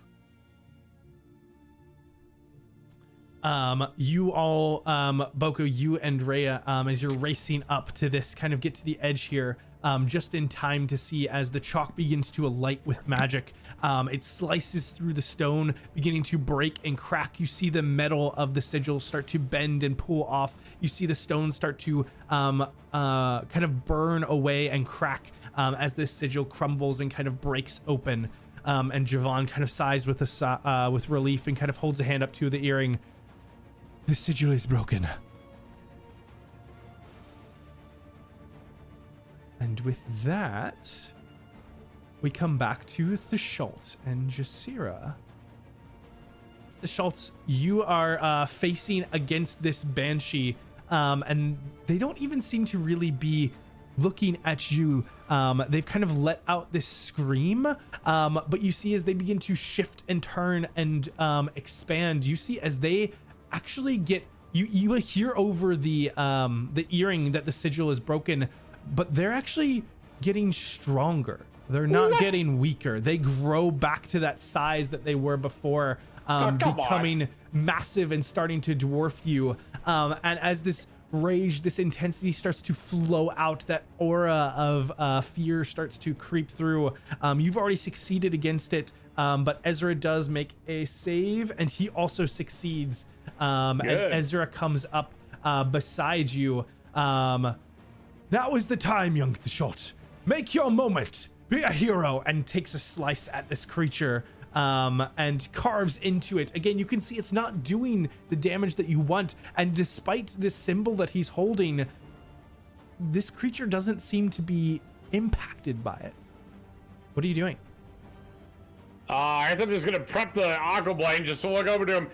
Hardly me to be able to speak on something kind of outside of my science lane here, but shouldn't this thing be getting weaker? It should, yes. All right, I guess we'll just keep hacking at it. So I guess he's kind of going at it too. There's probably no way we're getting advantage with this thing being this big though, so I'm just gonna swing at it. Yeah, and again, with advantage, there's not a hard flanking. It's a ability roll that you need to make. So if you think of a way that you think you could get advantage, it can be a lot more flexible, but you've got to come up with what that could be. Not at the moment. Okay. I'll have to just find out. Yeah. 13 is You try to reach up towards it, but it's just screaming, just, you come to this place of worship and bring death. And the winds here are just turning and twisting and blowing, and it's hard to even stay straight as her power is just immense. Oh God. Well. All right. And Thashol, what's your passive religion? That's an interesting question. Let's go look. It is passive zealousness. I guess it'd be 13 because what I have intelligence of 3. So 13. There are a number of sigils around this place. You see them all. They kind of look like these large suns. And what Ezra has in his hand, it looks like a sun, but it doesn't quite match the same symbology. You're not sure if that's important or not, but it seems weird. All right. Jasira, you are trying to step closer to this creature. Go ahead and give me a perception check at advantage. Woohoo, that means at flat. Okay. Pretty nice. Yeah, as you step forward here, getting closer and closer to this entity, you can start to now see where this knight-like person, they're walking forward, they're brandishing this large shield emblazoned with a multi-pronged sun and a blade in their hand as they kind of step forward, kind of calling out. And I'll say that you hear in this moment, it's no use, witch. Your time has come. Your dark magics will not plague this land anymore. The light of Dolara is here to cleanse you. Men, prepare to silence her. and kind of raises the blade as he's getting towards the end of these pews. This dude's kind of cool, honestly. Yeah, I think in that moment, hearing that, Jasira might just sit in one of the pews and see what happens. She's just gonna plop down and be like, he's taking care of business. If this is restraint, I'm good. All right. Every day. Wait, we had a discussion about what a Banshee is, right? You did? We did. I'm pretty sure we talked about a Banshee being a tortured soul and that we're trying to salvage it. Maybe vaguely. Anyway, it was 2 weeks ago, but as we return to In the case other, you're curious, yeah, Jasira is also a tortured soul. It's fine. That is all. Is she a tortured soul, or does she torture souls? oh, and Both. That's good. Both is good. Jasira, I'll also say with that perception, as this night entity is kind of stepping forward, you see him suddenly kind of start to stumble, and you see him kind of clutch his chest and kind of drops the shield to the side, and stands up with the blade in his hands. You won't be rid of me that easy. But as we return back to the others, Roland, you and Javon stand in front of this broken sigil. What are you guys doing? Boko and Rhea have now caught up to you and Rennie and the others.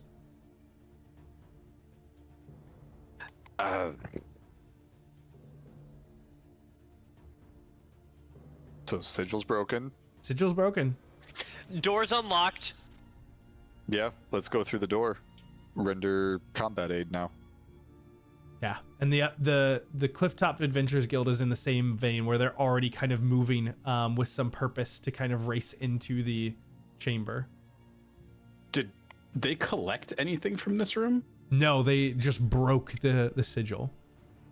And so were the anchors meant to be gathered, or were they meant to be destroyed? The anchors have Yes. a set like ritual where you use the name to bind the Banshee in place, and then you break the vow that it made, and then you can either use that name to banish the Banshee, or if you find the vessel, you can bring the name and the vessel together to try and bind the body and release the soul. Okay, so we have the name, we just need to find the vessel.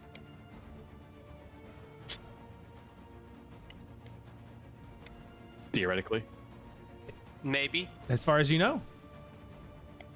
That's not a good answer. I will say that Roland pointed out that there was a stone tablet at the back of the central room that he saw something metallic on. And correct me if I'm wrong, but the vessel is the one that the Banshee holds like closer to them, right? The vessel is essentially everything, is supposed to represent everything that the Banshee gave up when they became a Banshee.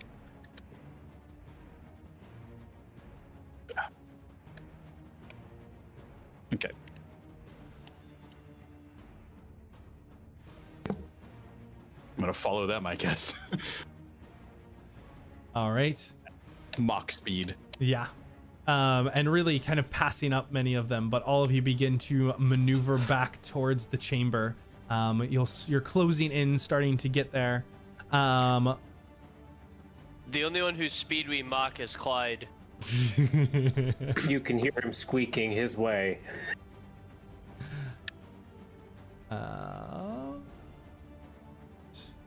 That will bring us back then.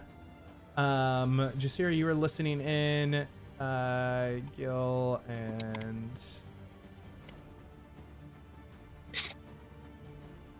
yeah. So now it is the Banshee's turn here.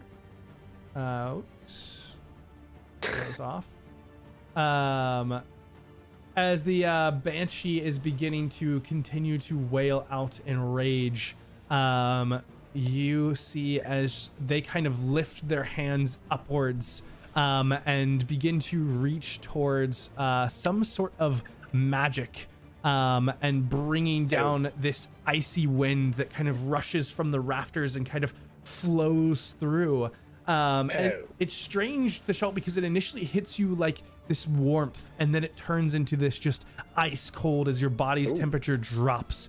And I need, let's see, this will be a Constitution saving throw and a Strength saving throw from you and Ezra, and then Jasira. It's also going to hit you, but you have advantage on this as you're in the pews.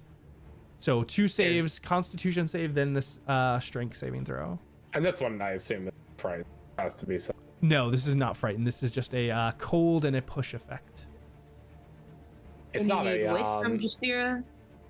A Con at advantage. con and strength both at advantage. question. Ooh, It's not okay. poison, paralysis, Okay. petrification, or stunning, is it? No. Oh, wow, dang it. Okay, well, that's the 5 things I have advantage against, so I guess I'll roll normal. Holy shit, when did Justira get prideful? Nice. On the 6th, I'm gonna use, let's see, Magical strength. yes. Hell Equal to yeah. 8, so it's gonna at least be a 9, which isn't great. Okay. It's better than 6. Yeah, you guys all managed to withstand the initial icy wave, and so let's see. Oh, that's not too bad. So you would have taken 17 damage each. You instead half that. So you'll each take 8 points of cold damage. And only Thashalt is pushed backwards. Thashalt, you're pushed back 15 feet. As this wind just throws you backwards from her. And Jasira, you watch as these ghosts also seem to be affected. They kind of all bunker down. The ones on the sides that still have their shield kind of raise it up. And this one in the center kind of presses through, kind of pushing through like a bitter wind in a blizzard to move forward. As a couple others are kind of pushed backwards. But you're able to stay here. Ezra is going to continue to take strikes in and just, why isn't this working? But with the cold, he's not able to quite get into the Banshee just yet. And the Schultz, that brings us back to you. What are you doing here? Okay, I'm just gonna look to Ezra and just say, hey, far from it from my expertise once again, but I may have noticed one small detail with what's going on here, as I'm gonna run back up and try and continue fighting this chick. Love the casual conversation. Feel free to share at any time. As he's just battling against it.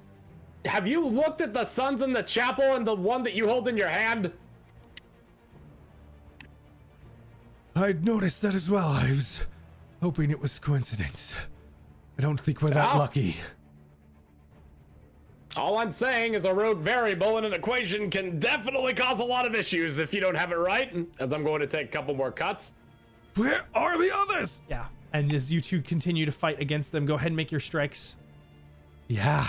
Thishalt, you're trying to cut in, but the icy wind has come through and it just like has turned a sheet of ice beneath your feet, and you're kind of scrabbling to even get forward, and you kind of fall down prone after the second attack at the end of your turn there.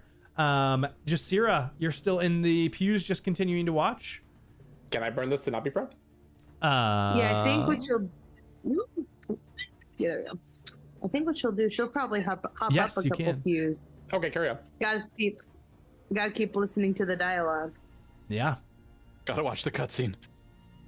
I mean, she wants to know if this is like the memory of like what happened to the Banshee, because admittedly, she's really curious about all things history right now, because shit keeps hitting the fans. Yeah, you continue to see this knight step forward as it reaches the steps, and you can still just barely make out these words, and they don't seem like words. You feel like you're almost like they're in your mind because you're the only one focusing on them. They don't feel spoken in this space, but you can gather bits of what's happening, and you continue to hear, "The light of Dolora, the lights of the sovereign will finish you off." And he's kind of trying to push forward against this blaring wind that continues to batter at him. And he makes it up to the steps again with his blade outstretched and held at the ready.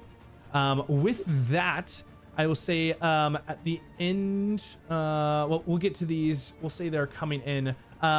Boko, Rhea, Rennie, and Roland, if you guys could all roll me initiative on this new map here. I could be persuaded. Is it a reason everything looks dark for me? Hold on, I'm trying to fix that. Let's put you all right here. I see me now. Okay. Yep, that works. Oh, we're coming in right up front. Yeah, you're coming in the side entrance. That's just where it happens to be. That's what happens when you defeat the main boss door. Oh, yes. We're on the board, ladies and gentlemen. Not as on the board as Rennie, but we're on the board. Congrats, Rennie. You defeated the door boss. Now you're here for the real one. Okay, and I'll add them. I in am as here the for you, my command. friend. Thank God. Out of character. Thank God. In character, also thank God. But I can't say anything. I'm fighting the Banshee. Okay, so Rennie, you are racing forward, but you're not quite as fast. You need your action just to kind of keep up, but you do have your bonus action as you get to this doorway if there's anything that you would like to do. Sounds like I want to toss a bardic inspiration to the tank who's dueling the boss right now. All right. Are you within 60 feet of the boss of me? Yes. These are regular 5-foot squares? Yep. Have a bardic inspiration, my friend. All right, thank You goodness. got this. That we can out-wail her. I listened to Limp Bizkit as a kid.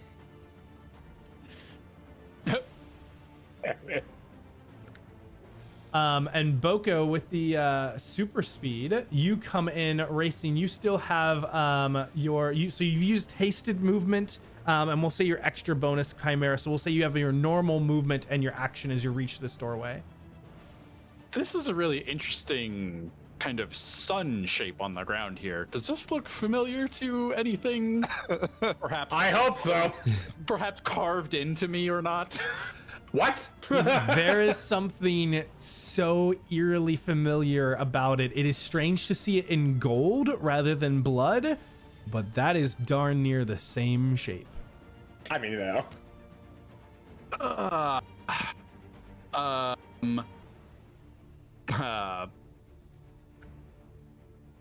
Is there an altar anywhere in here? There should be, yes. There is a big stone tablet at the back, and I'll try and see if I can find an icon for that, because it didn't come in on this map. Boko is going to unveil his newest transformation, actually. Now that it is appropriate. Boko has a large dragon shield that he carries on one arm, and then a rogue kind of wooden shield that he carries on his back. And many times you've seen the strange arm that grows out of his back wielding a shield. But this new transformation is slightly different. As those cables and roots begin to sort of move around his body, one reaches out, pulling this shield off of his back and donning it.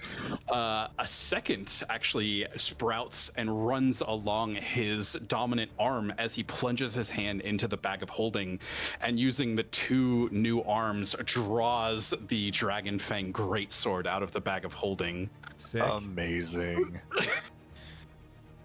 Now We're armed sure with you're the two good shields. guy, right? Now No, this we're not. writhing metal organic machination wielding two shields, a razor leg, and a greatsword. And a chimera Good somehow. guy. Boko is going to make a break as soon as he can for the altar and tablet. Yeah, you've got your 30 feet of movement if you would like. I'm just gonna, my tokens on this thing aren't working right now, so I'm just gonna draw on the back here. There is this tablet like right here. Oops. Beautiful picture. Should have 10 more feet because I merged with my chimera. Yeah, I took your chimera and the hasted to get in. Gotcha. So Unfortunate. you had your 30 for when you reached it. Boko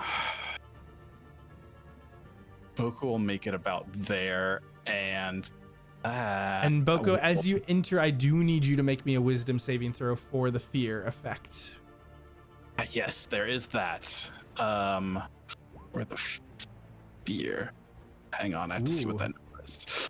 That's unfortunate. Not super Okay. duper. So you great. get to yeah. Hang on. You're good. I think I'm All gonna right. spend Rennie's inspiration and a flash of genius on Okay. this, because I don't think it's a good idea to be afraid at this moment. Rennie, what's your D8. Come on, big money, no whammies. Oh my god, that's a I'm going to wait. Yeah, you're in the room. Hold on, I can help maybe. Did you use Flash of Genius already? I did. Okay, we can't stack ours if I remember correctly, so... I think so. A 15 is luckily just enough. Right. God. Wait, It is wait. exactly what you needed. I think I rolled a 14. Did you? Oh, I no. did roll a 14. Oh.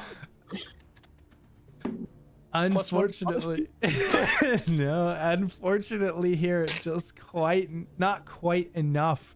As you get to the edge of this of the steps up towards this central dais here, the fear of this entity, you don't even know what it is. You're not scared of it, but there is this power here, this immensity, and you look at the sigil inscribed, the symbol, and that is something that scares you, because it's something that you've thought you finally had power over, and now it's new, and it just kind of catches you on your in your step for now, and you are frightened, so you cannot get closer to her, and your attacks are at disadvantage while you can see her.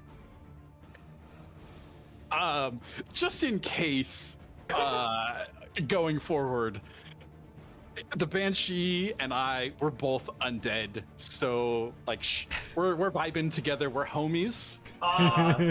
She'll lock onto that. She'll know. So just in case. Yeah, I'm pretty sure that's how it works. What are you trying to turn on?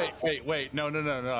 I'm totally kidding. I'm totally dead serious, by the way. Dead serious? Yeah, of course you're dead serious. You're undead. Just in case it matters. There is, the Banshee begins to breathe in once more, and once again lets out this terrifying shriek, just this anger in this moment, as these individuals coming after her. Jasira, you are the one who kind of catches. You can see that all of the men in armor, these like ghostly figures, they begin to kind of hold their ears. A couple of them drop down to the ground. I need for everyone to make me a wisdom saving throw here.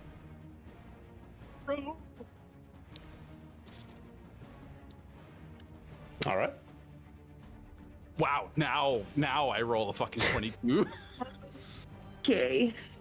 No. Let's see if Jasira goes crazy again.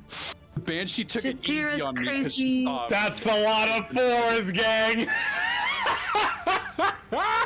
Oh no. Well, technically, I rolled a 6. So Technically, mine could have been worse. Technically. technically could have been worse. Boko. This is a backfire on for everything here. I don't like this. I don't like this. Do not Fuck it. Can I try inspiration and see if I don't get a 9? You certainly can. I don't get a 9. 9. All I get 10. All right. So Dead. Boko, you succeed on the Wail. You take 13 points of psychic damage. Oh, The Schultz, you succeed on this Wail and take 13 points of psychic damage as it just starts to cause your ears to bleed. Nah. And you kind of have this moment of excitement as you see your friends and the Clifftop Adventurers Guild start to come in. And then you watch as Roland races in and drops to the floor. Rhea races in and drops to the floor. Rennie drops to the floor. Two of the Adventurers Guild drop to the floor. Jasira in the pews begins to kind of struggle and is barely maintaining consciousness and drops. All of you drop to 0 stamina and are considered incapacitated. I am also stunned. Uh-oh. Now, Boko. Wait, what happened to you, Boko? The haste, it wore off because he fucked up his constitution save. I was like, I have a +7 to con. There's no way I'm losing haste. DC 10. God damn it. Oh, should have had Warcaster so you could have gotten that at advantage. Yeah, definitely, yeah. So There's a that. reminder about incapacitated. You still have very limited speech, and I believe can move 5 feet, but you cannot use actions. Can you use bonus actions? That is an action. Rats. Okay. No reactions. And no so reaction. Boko is stunned, unfortunately. And only Jordan, Blake, and Javon were able to hold off the Wail. Rennie, Rhea, Roland, and Jonah all fall down to the ground, as does Jasira and the Pews. And you know, this is getting interesting here. With that Wail, that brings us to Jordan, and he's going to come into the side and pulls up his this large crossbow, and you see as he just begins to unload just 3 quick shots into the Banshee. The first one misses, but the second 2 collide in. And Thishol, you see it's still not doing as much as it should. These are clearly magical bolts that are hitting this creature, and it's just the magical power is still immense. Rhea, you are incapacitated. Is there any limited movement or speaking that you're trying to do, or are you just taking a nap? I want to propose something, and then you can decide if I can do it. Sure. So, the level up thing that I haven't gotten to use yet. Okay. Perhaps, as I am knocked out in one motion, as I fade in and out of consciousness, and the flickering of seeing this room and then darkness and then this room and then darkness. At some point in that process, Rhea sees something else, and it's not darkness and it's not this, and so she just reaches for whatever that is and would then disappear. I love it. Absolutely. Yeah, in this moment as you take this reaching out, where are you going? You get this last bit of action to maneuver yourself here. So I don't know what the border ethereal is, but it sounds safe. Gotcha. Okay, I see. So yeah, you are kind of you kind of feel yourself grasping out, and almost this hand of a friend kind of pulls you out of this world. And Roland, you're down on your knees, kind of suddenly just all of your energy has been eviscerated, and then you watch Rhea kind of reach up with a hand, and then she just disappears.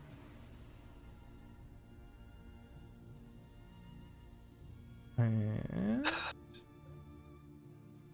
is there anything that you're doing or saying? Again, no actions, but you do have 5 feet of movement or limited speech if there's any small things that you want to be doing.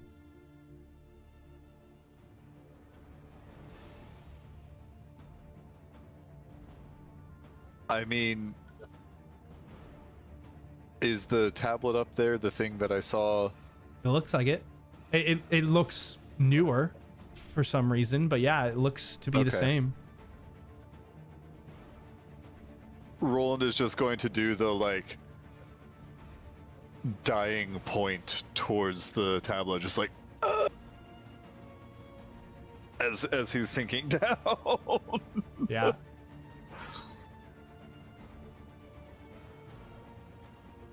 And then I'll pull myself back 5 feet. Okay. Javon is going to try and step forward, opening up his book. He begins to enchant and kind of pulls out this bit of lightning that he tosses forward at the Banshee. As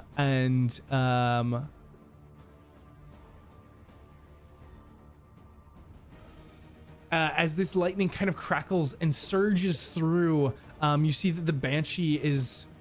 The shot, it almost appears to be unaffected by the lightning at all, and Javon kind of curses. Her magical resistances are still up. We haven't quite... The ritual, it hasn't worked right. We need to figure something out. And Ezra kind of calls out, the name, it's not right. And kind of looks back and kind of catches Roland's pointing, and he's going to kind of shift around, moving over towards where this is. The Banshee kind of catches him on the shoulder and just kind of spins him, keeping close. But he's gotten at least an initial glimpse of this. Can I So it stops him from getting there, or at least she's trying to. She's trying to, yeah. Can I use inspiration to try and, I guess, just falter her enough to where she misses?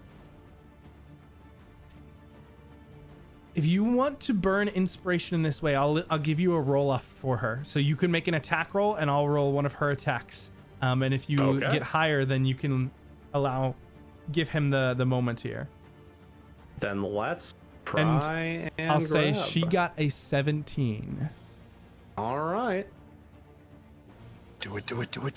It's a 19. Shit. It's not supposed to be an advantage. But it is a 19. It is enough. As she goes to reach over for Ezra, you knock the hand away, and Ezra is able to slip over and is kind of looking across the table. I don't see anything. I don't see anything metal. Where is it? And for now, that is it. The Schultz, it is your turn. Metal? Yeah, Roland had said there was something metallic on the tablet that he had seen.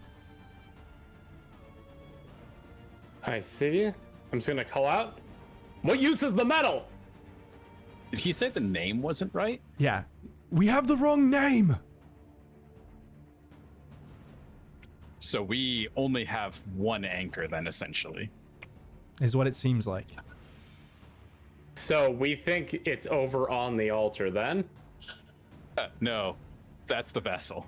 The anchor, the name was in the first room. So you don't know. We don't know. You know that they are anchors, but you were guessing at which ones they were. So this could very well be the name. Or it could be nothing. Yeah, it's basically Naomi was able to point towards where she saw items that looked of import that might be magical, but she was guessing at which ones they were. I'll just real quickly before I make my move here. What do we need the metal for? Do we need it to be in hand or to be destroyed? We need the name to bind and banish the Banshee. And he can't see the metal on the altar. And he can't see the metal on the altar. Get over there. So what I'm hearing is the Clifftop Adventurers Guild had one job, and we had to do it entirely for them. Yes. I'm gonna try and get over there to look. Okay. So I'm gonna try and like skirt my way around this chick to make my way to the altar myself. Probably like right here-ish, actually. Yeah, give me an investigation check. All right.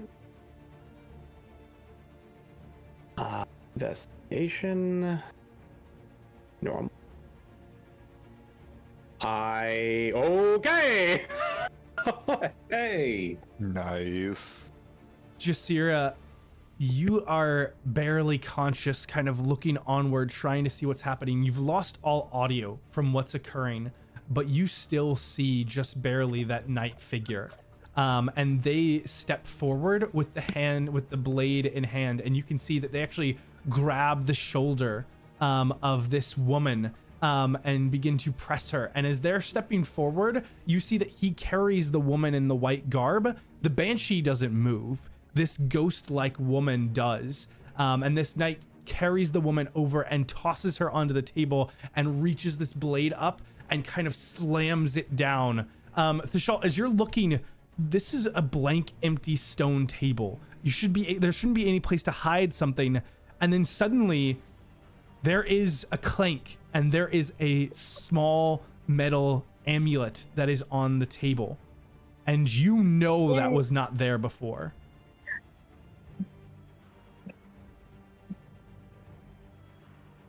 Team. That's the thing. But you see this. So with your 27 investigation, this is what you find, the Schultz.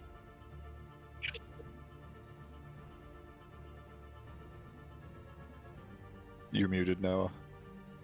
Sorry, can I get it spelled out? The guy that's next to me. Ezra? Yeah, Ezra. It's just easy RA. Yep. It should be. Can you not see it on the token on the screen? I thought I don't know. added them. I don't think I can. Oh, now I can. I don't know why I couldn't see it. No. Well, it wasn't there earlier. I had to add them because they didn't get copied in. Okay. Yeah. No worries. I see it now. Cool. Good. But I'm just gonna quickly show to Ezra. Ezra, is this what you need? One way to find out. And he kind of grabs it and turns it towards the Banshee, and you all see as it kind of shrieks and kind of turns back.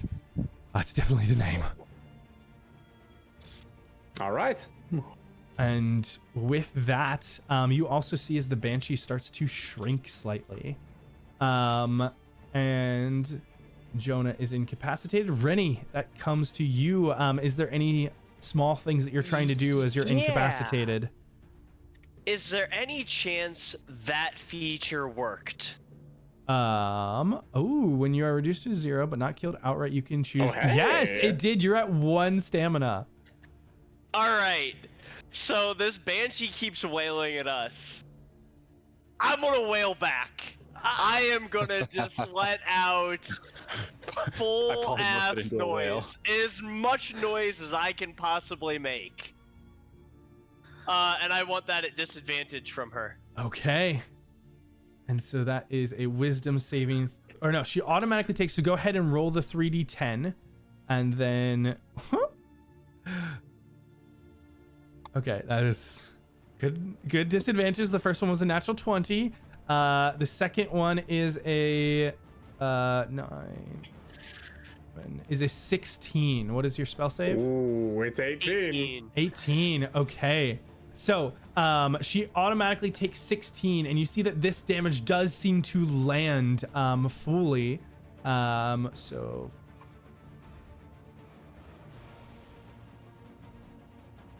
I can math. Okay.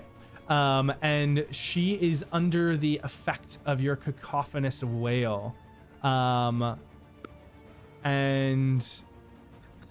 if you would like, you can go ahead and use a bonus action to cause her to wail as well, if you would like. Don't. Yeah, let's do it. All right. All right. So yeah, she takes another 2d10, and then on her turn, she'll be able to do stuff. Or like take the save. Yeah. And as you kind of just hold out your hands, almost playing an invisible concertina in this moment, you watch as her body moves against its own will and just emanates this discordant sounds as her mouth just is pulled open. And she takes another 11 points of psychic. Very nice. All right. Boko, that brings us to you. You are stunned, correct? This is your first turn with stun, so that goes away.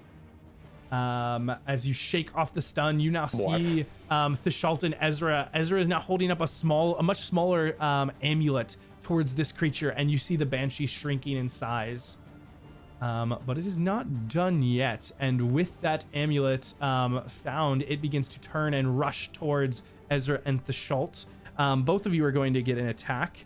Thishalt, that is a 23 to hit you. That's enough to hit. How's Ezra looking, out of curiosity? Ezra looks okay. He hasn't taken that much damage. It's mostly been incapacitating attacks that have been the big problem. And that is Ezra is actually able to dodge out of the way of the claws and kind of still holding this thing at bay. But it tries to take out, and you said that it did hit you, Thishalt? Yes. Okay. 22, yeah. Can I save for fear? Yes, you can. Thank you. Thishalt, you take 28 points of necrotic damage as these claws rake into you, and you feel your skin starting to decay around where they carve in. Through the armor? No! And Boko, you are able to succeed on the fear, so that will not be affecting you on your next turn. That was the perfect time to get stunned if there was going to be a stun.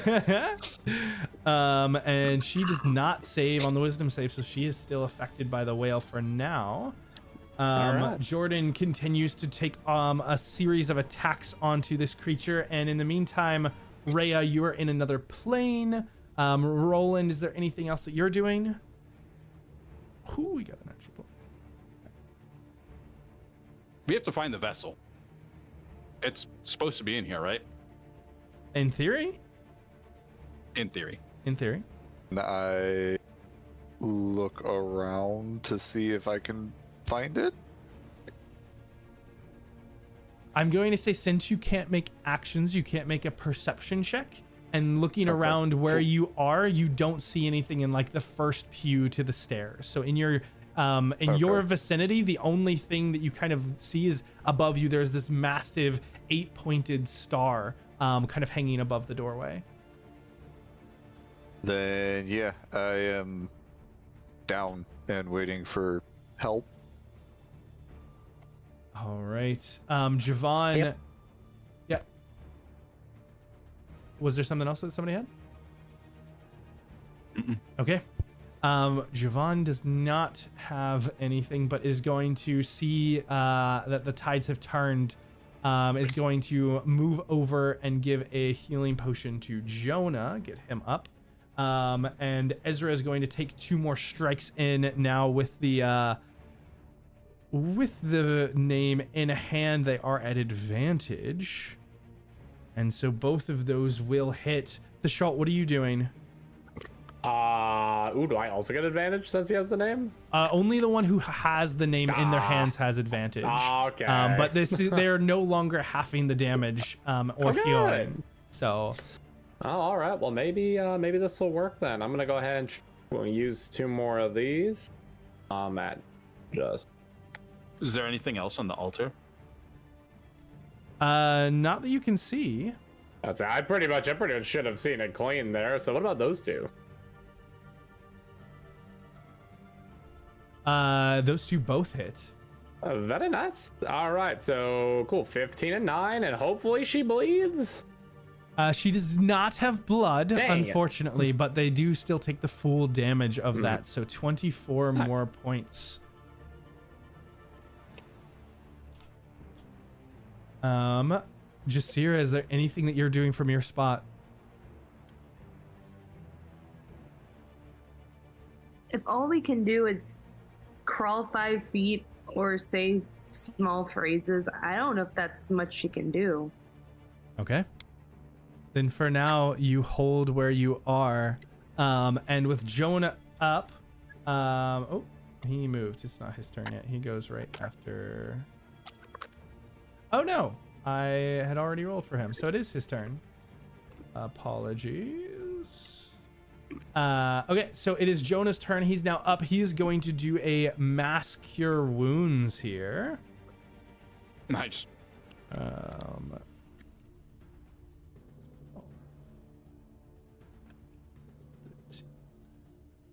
14 healing to Rennie, Roland, Thashalt, and he'll move up here. Rennie, Roland, Thashalt, and Jasira. 14. He saves on that, which is good. And I think that gets everybody. Oh, and Gil. Gil is fine there. Do I get to stay in my safety plane indefinitely, or does it spit me out? Let me see. I didn't read through. You remain in this limited until the start of your next turn, unless you choose to leave early. Okay, so yeah, it should have spit you out, and so you should get this as well. So also take the 14. Thank you for that.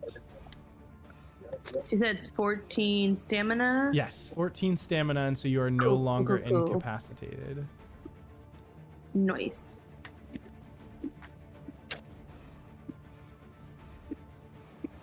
All right. Rennie, that is going to bring us back to you. All right. Seeing as I'm going to drop at the end of this turn if I don't finish off the boss. Yes, you will. I'm going to move up, and I'm going to throw a spray of cards, and I'm going to hit her with the bonus action of the Wailing Cacophony again. Okay. So I'm going to upcast that, because I might as well. I'm going to need a DC 18 Dex at disadvantage, please. Okay. Dang. Yeah, she still very much succeeded. High dexterity. All right, so it's half of this damage. plus all of that damage for more wailing. Okay. And then I drop again. So 12 and so 25 total. Yes. Okay. Yep. Unless that somehow defeats the boss. No, she's still holding on right now. All right. But she is definitely starting to look weak. And I'll say that she continues to shrink back down so that she's almost normal humanoid size. Boko, that's to you. I'm now at 0 again, friends. I still have detect magic up. Is there anything that's showing up vessel shaped in here at all? That is a good question. This entire space seems to have illusory magic over it, so it is difficult to tell. You see strong mixtures of magic coming from both the talisman in Ezra's hand, as well as the sun talisman on his belt, as well as the amulet in his hand. Both of them have very similar energies that they are pulsing with. Other than that, I do not believe. This motherfucker, it's on. I'm rushing Ezra, and I'm gonna try to steal both of these things, the amulet and his talisman. Okay, give me a sleight of hand check. Oh my goodness. Pleasure. The fuck? Well, I'm gonna flash of genius just to make 100% sure. That's a 36. So you rush up, and he is caught so off guard that you immediately grab the sun talisman from his belt. But with a natural 20, he's still able to hold on to the amulet. And he's, what are you doing? Okay. Time to improvise. Boko is going to, with one hand, reach into his belt to grab the ritual dagger. He's going to run the blade along his hand in the only way he knows to do this ritual, and he's going to cast his arm down to the floor, spraying it with blood, and then spray it at Ezra, trying to get it on the amulet as well. And he's going to cast life transference, and he's going to try to target the holy symbol beneath the feet of the Banshee. This is blood freely given. God, this would be your strategy. I mean, we have theoretically some of the parts. Yeah, you are trying to surge healing energy out and to this sigil and to the amulet. I will say in this moment, go ahead and roll me the 4d8 necrotic. All right. As this energy is pulled out of you and surges in Thashalt, you feel this radiating energy from the sigil. This sigil is absolutely receptive to this magic, and it amplifies. Thashalt, you regain 30 stamina, as does the Banshee standing on the sigil. Oh. Boko, is there anything else that you're doing? I think that's about all your actions. Yeah. Boko looks down and he goes, "This has something to do with the vessel. We must find it." Ezra looks at you for this moment. It's just, we can end this here. We don't need all three. And with that, the Banshee is just infuriated. She continues to go after Ezra relentlessly, now trying to focus in on the amulet that he still has. But Boko, your energy has surged some life into her, but she is still affected by this amulet. And so rolling flat, only one of these attacks manages to connect with Ezra. But it is, again, another of these eviscerating necrotic attacks into him. And Jordan from the sidelines continues to send a volley of arrows into the creature. Rhea, you are back. What are you doing?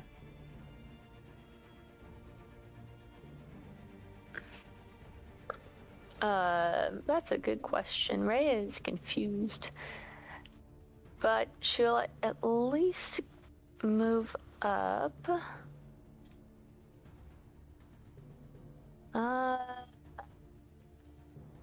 Oh my god, I get it now. I understand. She's gonna stay on the border for.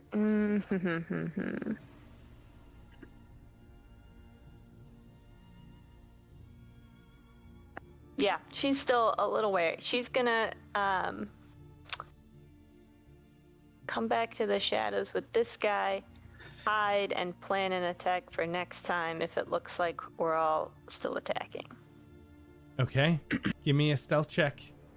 Roland, you are up as well. You are prone but can stand up. What are you doing?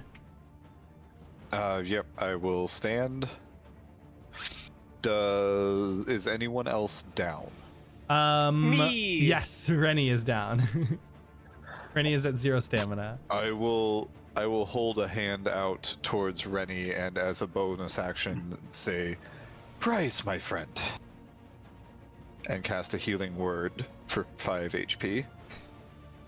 It's not Thank enough you. to get up to 0 from 0. That's all you need, baby. Wait, what? Yeah. Yeah, because you went to 0, so now you're at 5. Yeah. Yeah. And then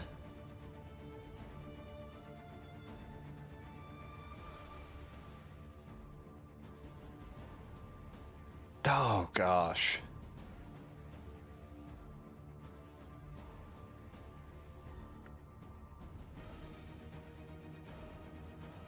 I'm looking at Boko because he looks like he's got that crazed look in his eye of he's figured something out.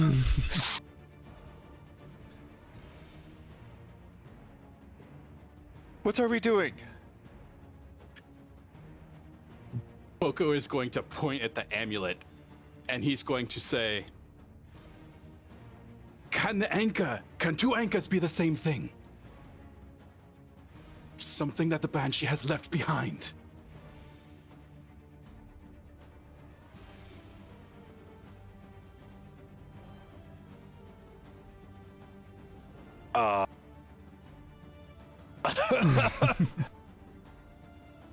David doesn't know. Does Roland with his extensive study? If you want to give me a history or arcana check here to try and see what you can glean. Ezra is getting Yeah. shredded to ribbons because he's holding on to this thing. The Banshee wants it. Do a history check, sans the Yeah, guidance, 'cause you I don't want to burn know, my action on that. you know that this creature is a banshee. You know that banshees are always have 3 anchors. You're 100% certain now that with the effects, with it shrinking, that you've clearly got at least 2 of them here. You know that it is going after the amulet and it wants its name back.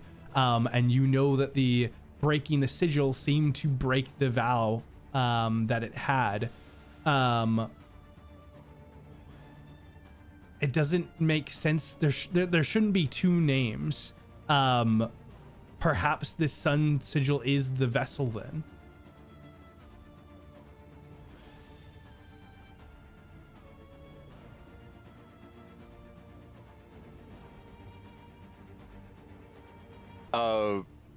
Boko's holding the amulet up. He's got it in his hand. What is Boko? What is he doing with it? Boko, how in your hand? Is it hanging down from the chain or is it in your hand? I mean, it's kind of in my hand. I did just steal it from Ezra, and I'm going after the other one, so he's not paying too much attention to it being in his hand. All right. I'm going to move the rest of my movement, so 15 feet towards Boko, and just go, worth a shot. Snatch the hammer from his belt and chuck it at the amulet in Boko's hand. Okay. Of all the people in our party, Boko would be the one who would be like, okay, fine. If you have to shoot through my hand to hit the amulet, do it. That's kind of what I figured. I'm like, does it matter if it's in his hand? All right. The hammer will care, though. I'm going to use what I gained on my level up, where light hammers I can now use with as finesse. Yes. And I don't know, with an ally within 5 feet. Yeah, so true. And it is also a ranged attack. So as this cracking meteor of cold ice is storming through the air, Roland's eye flashes with lightning as well. I love it. Can my religious and my like ritualistic certainty here give Roland advantage on this attack? I don't think don't know if we can do it I don't think you can do it retroactively. Yeah. But you can certainly make this attack. Come on. Damn it. Going on the counter. That was a 2. Well, misses. Isn't it Flies always? back to Roland's hand as he catches the hammer and takes a defensive stance with his shield out in front of him. Yeah, as you toss this through, it's just too small of a target in this moment. This is the first time that you're trying this, and it goes directly by, inches away, but this thing is only inches big. And you kind of maneuver to get ready to take another shot. Javelin is going to step forward and is going to try and do a firebolt, slamming into the Banshee. It nears its end. And Ezra, with his blade ready, nearly killed by this thing, is going to look to try and create the finishing blow. The Schultz and Jasira, you are up next here. As you look, see Ezra going to finish this thing off, is there any way that you want to partner with him to finish off this Banshee? Interfere. Stop it from doing it. I'm going to really quickly ask Boko a question, kind of in moments while he's trying to prepare. It's gotta be real fast. Boko, quick question. Why did you heal the Banshee? We can save its soul. There's no time. And Ezra is going to try and make an attack. The Schultz. All right. Jasira, are you doing anything? I would like to. Hold on, I have to check one thing on my character sheet. I feel like the only thing Jasira can do in time reasonably would be to just kind of make her way closer to the altar. I have things in my bonds that are written which help to dictate certain moments like this, and this one is: believe in Boko, who must have his reasons for all of this chaos he endures. I love it. Goodness. One question for the DM. Okay. Was I allowed to do the one other modification I DM'd to you? Hold on, I gotta refresh my memory. Oh, okay. Yeah.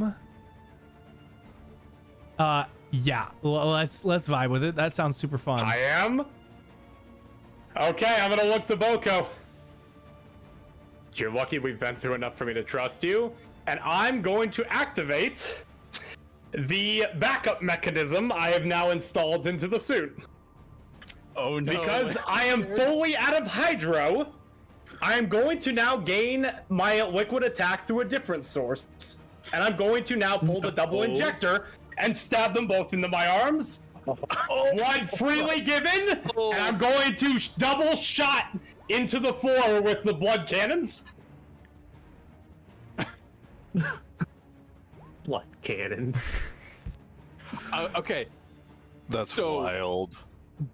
Boko is targeting the symbol on the floor, and I also target the symbol on the floor. So I think that you should be let in on this. I think the vessel, or the thing that the Banshee has given up because it's become undead, is its religion. All right. Well, whatever We're happens standing in a here, fucking church. whatever happens here, I hope I buy you one more turn. That is, whatever amount to the floor. I'll roll everything in case you need it. Also, if Ezra goes to make this attack, I will try to take the attack. Damn. Okay.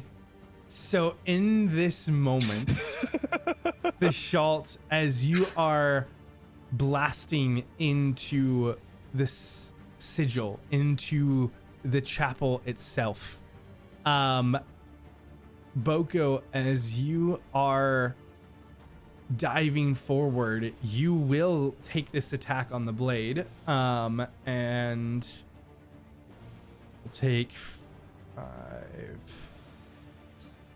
14 points of slashing damage from Ezra's blade. God, hopefully this heals you too then.